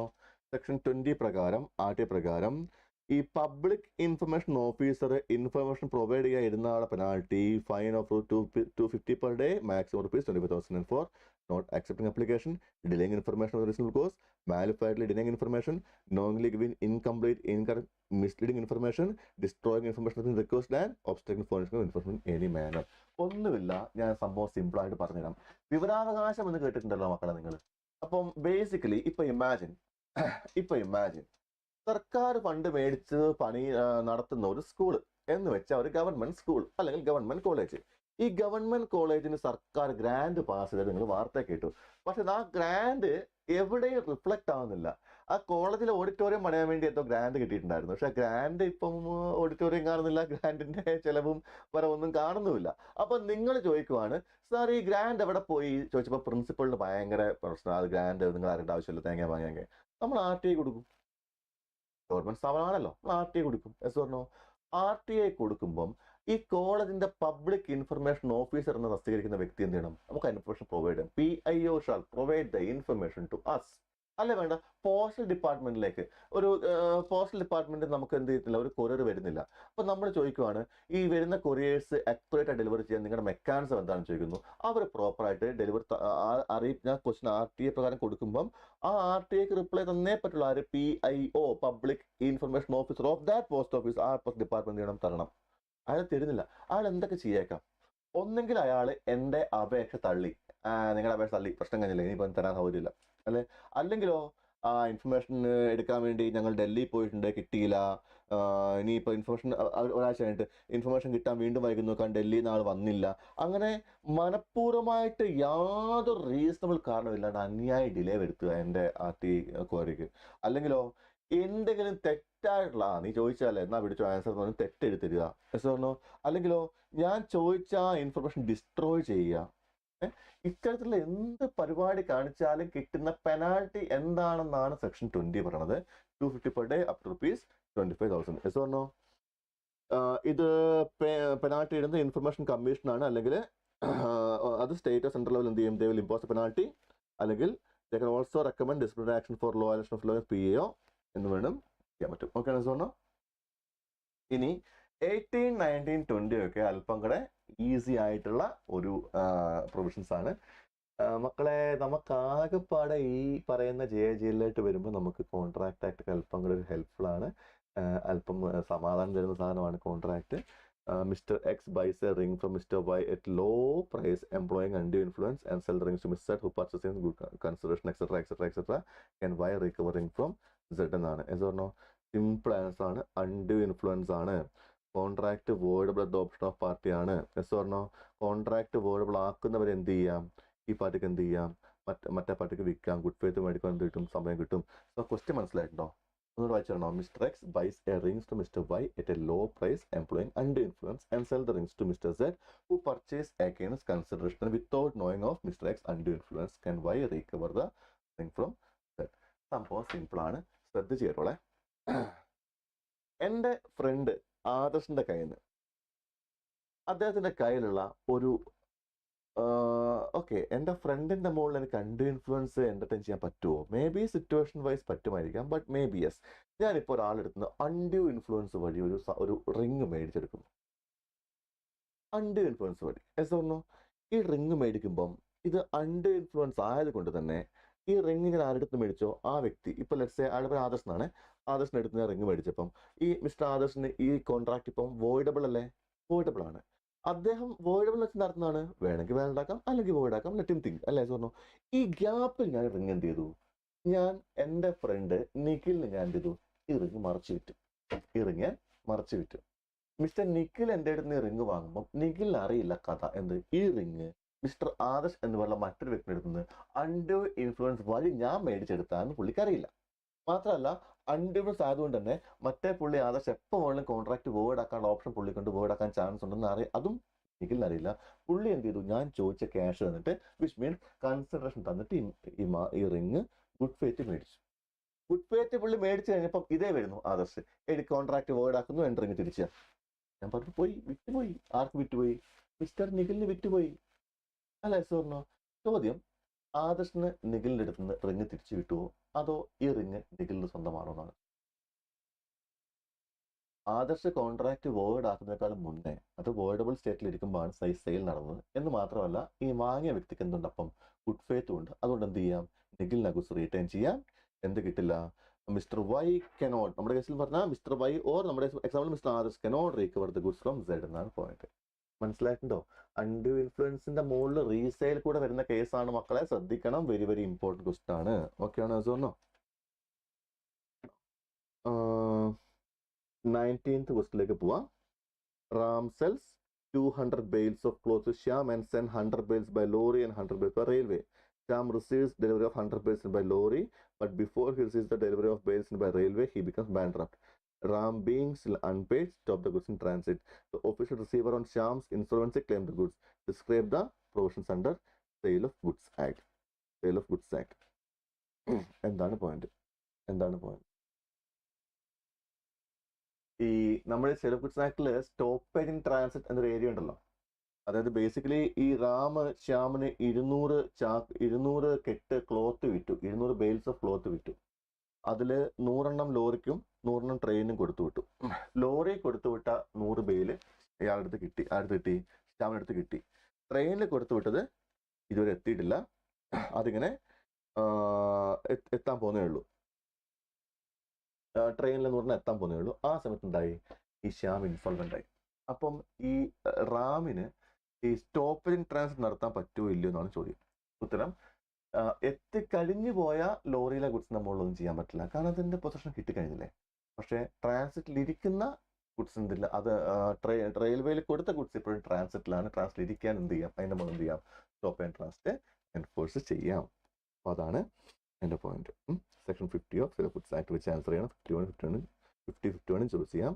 അതുപോലെ state any four obligation of public authority under section 4 ഈ പബ്ലിക് അതോറിറ്റിയുടെ എന്തൊക്കെയാണ് അയാളുടെ ഡ്യൂട്ടീസ് എന്നാണ് ചോദിച്ചേക്കുന്നത്. റെക്കോർഡ്സ്, മാനുവൽസ്, രജിസ്റ്റേഴ്സ് എന്നിവ മെയിൻറ്റെയിൻ ചെയ്യാം. കോമൺ പോയിന്റ്സ് ആണോ? ജസ്റ്റ് സം കോമൺ പോയിന്റ്സ് മാത്രമേ ഇതിൽ പറയുന്നുള്ളൂ. Public authority has to fund for information. അത് RT ആക്ടിലെ ക്വസ്റ്റൻ, ഇൻഫർമേഷൻ ആക്ടിലെ ക്വസ്റ്റൻ ആണ്, ITയിലെ ക്വസ്റ്റൻ ആണ്. ഇനി ഏതിലും ഒരു ഐ തിങ്ക് നമ്മളെല്ലാ ഇമ്പോർട്ടൻറ്റ് ക്വസ്റ്റൻസുകൾ കവർ ചെയ്തിട്ടുണ്ട്. ഇനി നിങ്ങൾക്ക് ജസ്റ്റ് ഒരു 5 മിനിറ്റോടെ സമയം റിമൈനിങ് ഉള്ളൂ. ഞാൻ 5 minute rather than going for more questions can I give you some insights? So now കുറച്ച് കാര്യങ്ങൾ പറഞ്ഞ് ഞാൻ മെല്ലെ സെഷൻ വൈൻഡപ്പ് ചെയ്യാണ്. സമയം എക്സീഡ് ചെയ്യാൻ പാടില്ലല്ലോ. കോഴ്സും കെയർഫുള്ളി. JGയിൽ നിന്നുള്ള പേപ്പർ നമുക്ക് ന്യൂ സിലബസിൽ നടത്തുന്ന, ഞാൻ പറഞ്ഞല്ലോ, ആദ്യമായിട്ട് വരാൻ പോകുന്ന എക്സാമിനേഷനാണ്. ഫസ്റ്റ് എക്സാമാണ്, ഒഫീഷ്യൽ ഫസ്റ്റ് എക്സാമാണ് വരാൻ പോകുന്നത്. അതുകൊണ്ട് തന്നെ ഈ പാറ്റേൺ ഓഫ് ക്വസ്റ്റ്യൻസ് നമുക്ക് ബേസിക്കലി ഇതിന് മുന്നേ ഉള്ള പാറ്റേൺ എന്ന സാധനം നമുക്ക് റിലയബിൾ ആയിട്ടുള്ള സാധനം ഒരുപാടൊന്നും കിട്ടാനില്ല. ബട്ട് ഏറെക്കുറെ എനിക്ക് തോന്നുന്നു പഴയ JGലിൻ്റെ ക്വസ്റ്റ്യൻ പേപ്പർ നിങ്ങൾക്ക് അത് ഈ കമന്റ് ബോക്സിൽ I remember somebody saying that ഞാൻ 2 to 3 years ക്വസ്റ്റ്യൻ ചെയ്തിട്ടുണ്ട്. Please do a favour to me. എനിക്കൊരു ഫേവർ ചെയ്യാമോ? നിങ്ങൾ എങ്ങനെയെങ്കിലും പ്രീവിയസ് 2-3 വർഷത്തെ ക്വസ്റ്റ്യൻ പേപ്പേഴ്സ് സോൾവ് ചെയ്യാമോ? പ്രീവിയസ് 2-3 വർഷത്തെ JGലിൻ്റെ ക്വസ്റ്റ്യൻ പേപ്പർ സോൾവ് ചെയ്യാമോ? 2-3 മക്കളെ, 4 ആണെങ്കിൽ അത്രയും നല്ല കാര്യം. അപ്പം നമ്മൾ ഈ എക്സാമിനേഷൻ തൊട്ട് മുന്നേ ഒരുപാട് കാര്യം പഠിക്കുന്നതിന് പകരം നിങ്ങൾക്ക് പ്ലീസ് നിങ്ങൾ എന്ത് ചെയ്യുക, മാക്സിമം ക്വസ്റ്റ്യൻ സോൾവ് ചെയ്യുക, പ്രീവിയസ് ക്വസ്റ്റ്യൻ സോൾവ് ചെയ്യുക. ഓക്കെ, അങ്ങനെ ക്വസ്റ്റ്യൻ സോൾവ് ചെയ്യുമ്പോൾ നമുക്ക് ഒരുപാട് ഐഡിയ കിട്ടും എന്ത് ക്വസ്റ്റ്യൻ വരും. ഇപ്പം ഞാൻ ചോദിക്കട്ടെ, RT ആക്ട് അല്ലെങ്കിൽ ഈ പറയുന്ന പോലെ തന്നെ ഇപ്പം നമ്മൾ പഠിച്ച സ്റ്റാമ്പ് ആക്ടും RT ആക്ട് എത്ര കടൽ പോലെ കിടക്കുവാടോ, കൂടിപ്പോയ ഒരു ക്വസ്റ്റ്യനെ ചോദിക്കുള്ളൂ, ഒറ്റ question. Okay, use the game right. അത്രയും പേജ് പഠിച്ചാൽ ഒരു ക്വസ്റ്റ്യനേ ഉള്ളൂ. So which is better? ആ ടെക്സ്റ്റ് ബുക്ക് മുഴുവൻ പഠിച്ചിട്ട് anticipating which question will come എന്നുള്ളതാണോ, അതോ പ്രീവിയസ് 4-5 അറ്റംപ്റ്റിൽ അവിടെ നിന്നുള്ള ചോദിച്ചിരിക്കുന്ന എല്ലാ ക്വസ്റ്റ്യനും കവർ ചെയ്യുകയാണെങ്കിൽ നിങ്ങൾക്ക് ഐഡിയ കിട്ടില്ല, ഇന്ന ഏരിയക്കകത്ത് ക്വസ്റ്റ്യൻ വന്നിട്ടുണ്ടെന്ന് ഐഡിയ കിട്ടില്ലേ? എസ് പറഞ്ഞോ? നമുക്ക് വേണ്ടത് ആ ഒരു ഐഡിയ ആണ്. അതുകൊണ്ട് പ്രീവിയസ് എക്സാം ക്വസ്റ്റ്യൻ പേപ്പർ നന്നായിട്ട് എന്ത് ചെയ്യുക, റെഫർ ചെയ്യുക. ഒരു ക്വസ്റ്റ്യൻ പേപ്പർ എന്ത് ചെയ്യുക, A to Z മൊത്തമായിട്ട് സോൾവ് ചെയ്യണം. എഴുതി തന്നെ മടി കാണിക്കല്ലേ, എഴുതി തന്നെ സോൾവ് ചെയ്യണം. ഇഷ്ടം പോലെ സമയമുണ്ട്, മടി കാണിക്കാണ്ട് എഴുതി സോൾവ് ചെയ്യണം. അപ്പോൾ ടൈം മാനേജ്മെന്റ് സെറ്റ് ആവും. ഞാൻ പറഞ്ഞ പോയിന്റ് ഓർക്കുക, ഈഗോ കാണിക്കരുത്. എക്സാം എല്ലാ ക്വസ്റ്റിനും അറ്റൻഡ് ചെയ്യണം. അല്ലാണ്ട് കുറച്ച് ക്വസ്റ്റിൻ മൊത്തമായിട്ട് അറ്റൻഡ് ചെയ്യുന്നതിനേക്കാൾ നല്ലത് എല്ലാ ക്വസ്റ്റിനും പാർട്ടായിട്ട് അറ്റൻഡ് ചെയ്യുന്നതാണ്. സോ അത് ഇമ്പോർട്ടൻ്റ് ആയിട്ട് നോക്കും. എക്സാമിന് വേണ്ടി ശ്രമിക്കുക, മാക്സിമം നന്നായിട്ട് പഠിക്കുക, ഉള്ള സമയം യൂട്ടിലൈസ് ചെയ്യുക. ടെൻഷൻ അടിക്കാണ്ട് എക്സാം എഴുതാൻ പറഞ്ഞാൽ അത് മണ്ടത്തരമാണ്. എല്ലാവർക്കും ടെൻഷൻ ഉണ്ടാവും. ടെൻഷൻ ഇല്ലാത്തതാണ് ഏറ്റവും വലിയ പ്രശ്നം. ടെൻഷൻ ഉണ്ടാവട്ടെ, ബട്ട് ഹെൽത്തി ലെവലിൽ ടെൻഷനെ ടൈം ചെയ്യുക. നമ്മുടെ മൈൻഡ് നമ്മുടെ കയ്യിൽ നിൽക്കണം. ഓക്കെ, അനാവശ്യമായ ടെൻഷനൊന്നും വേണ്ട. ഇപ്പം എക്സിക്യൂട്ടീവ് എക്സാമിനേഷൻ നമ്മളെല്ലാവരും ഒപ്റ്റിമിസ്റ്റോടെ തന്നെ പോയി എഴുതാൻ പറ്റണം. ഓക്കെ, നമ്മൾ റിസൾട്ടിനെ പറ്റി ഇപ്പം ചിന്തിക്കുകയേ വേണ്ട. X or Y, all of you people are really precious. X ആയാലും Y ആയാലും റിസൾട്ട് ഇപ്പം പാസ്സായാലും ഫെയിൽ ആയാലും നമ്മളാണ്, നമ്മൾ പ്രഷ്യസ് ആണ്. അതുകൊണ്ട് തന്നെ നമ്മൾ അതിനെപ്പറ്റി ഒരുപാട് ബോധമുണ്ട്. ഇപ്പം നമ്മളെ കൊണ്ട് ടെസ്റ്റ് അങ്ങോട്ട് ചെയ്യാം. ഓക്കെ, അപ്പം ഇതാണ് ഞാൻ പറയുന്നത് മെയിൻ കാര്യം. പിന്നെ ഞാൻ പറഞ്ഞല്ലോ, ടെക്സ്റ്റ് ബുക്കിൽ ഒരു ചാപ്റ്റർ സ്കിപ്പ് ചെയ്യരുത്. എല്ലാത്തിൻ്റെയും ക്വസ്റ്റ്യൻസ് മാക്സിമം സ്കാനേഴ്സ് ഒക്കെ മേടിച്ച് സോൾവ് ചെയ്യുക. ഇതിൻ്റെ ഈ കമ്മ്യൂണിറ്റി ലിങ്ക് ഞാൻ നിങ്ങൾക്ക് കമൻറ്റ് ബോക്സിൽ ഇടുന്നുണ്ടാവും. പ്ലസ് അതിൻ്റെ കൂടെ ഞാൻ ഐ തിങ്ക് കമൻറ്റ് ബോക്സിൽ ഉണ്ടാവുമെന്ന് doubt. Excitement batch I think it's there in the comment box അല്ലേ? ഞാൻ കാണുന്നുണ്ട്. I think it's available there. അല്ല, ഞാൻ ഒന്നുകൂടി ഇട്ടേക്കാം. ഇല്ലെങ്കിൽ ഞാൻ ഒന്നുകൂടി ഇട്ടേക്കാം. അപ്പോൾ നിങ്ങൾ ജോയിൻ ചെയ്യുക. കമ്മ്യൂണിറ്റിയിൽ നിങ്ങൾക്ക് എന്തെങ്കിലും കൺസേൺസ് ഉണ്ടെങ്കിൽ, എന്തെങ്കിലും ഡൗട്ട് വല്ലതും ഉണ്ടെങ്കിൽ you can address me and send a message there. And the community admin will allot me and ഞാൻ റിപ്ലൈ ഇട്ടേക്കാം. ഓക്കെ, നിങ്ങൾക്ക് ഡൗട്ടോ എന്തെങ്കിലും സംഭവമുണ്ടോ ധൈര്യമായിട്ട് ചോദിച്ചോളൂ. എന്നെ കൊണ്ടാവുന്ന പോലെ ഞാൻ ഹെൽപ്പ് ചെയ്യാം. എന്തെങ്കിലും ഡിലേ വന്നിട്ടുണ്ടെങ്കിൽ മുൻകൂറായിട്ട് ജാമ്യം എടുക്കുകയാണ്. എന്തെങ്കിലും തിരക്കുണ്ടെങ്കിൽ ഡിലേ അവിടെ ഇല്ലെങ്കിൽ എന്ത് ചെയ്യാം, മാക്സിമം എന്നെ കൊണ്ടാവുന്ന പോലെ ഹെൽപ്പ് ചെയ്യാം. സോ ധൈര്യമായിട്ട് ഹാപ്പിയായിട്ട് എക്സാം എഴുതുക. ഇപ്പം വ്യൂവേഴ്സായിട്ടിരിക്കുന്ന എല്ലാ ആൾക്കാർക്കും, ഇത്രയും സെഷൻ കണ്ട എല്ലാ ആൾക്കാർക്കും എന്തെങ്കിലും ഒരു പോസിറ്റീവ് ഔട്ട്പുട്ട് കിട്ടിക്കാണുന്ന പ്രതീക്ഷയിൽ എല്ലാവർക്കും all the very best for the examination മക്കളെ. So stay blessed, take care. അങ്ങനെയാണെങ്കിൽ അടുത്ത സെഷനിൽ കാണാം, EBC സെഷനിൽ കാണാം. So signing of.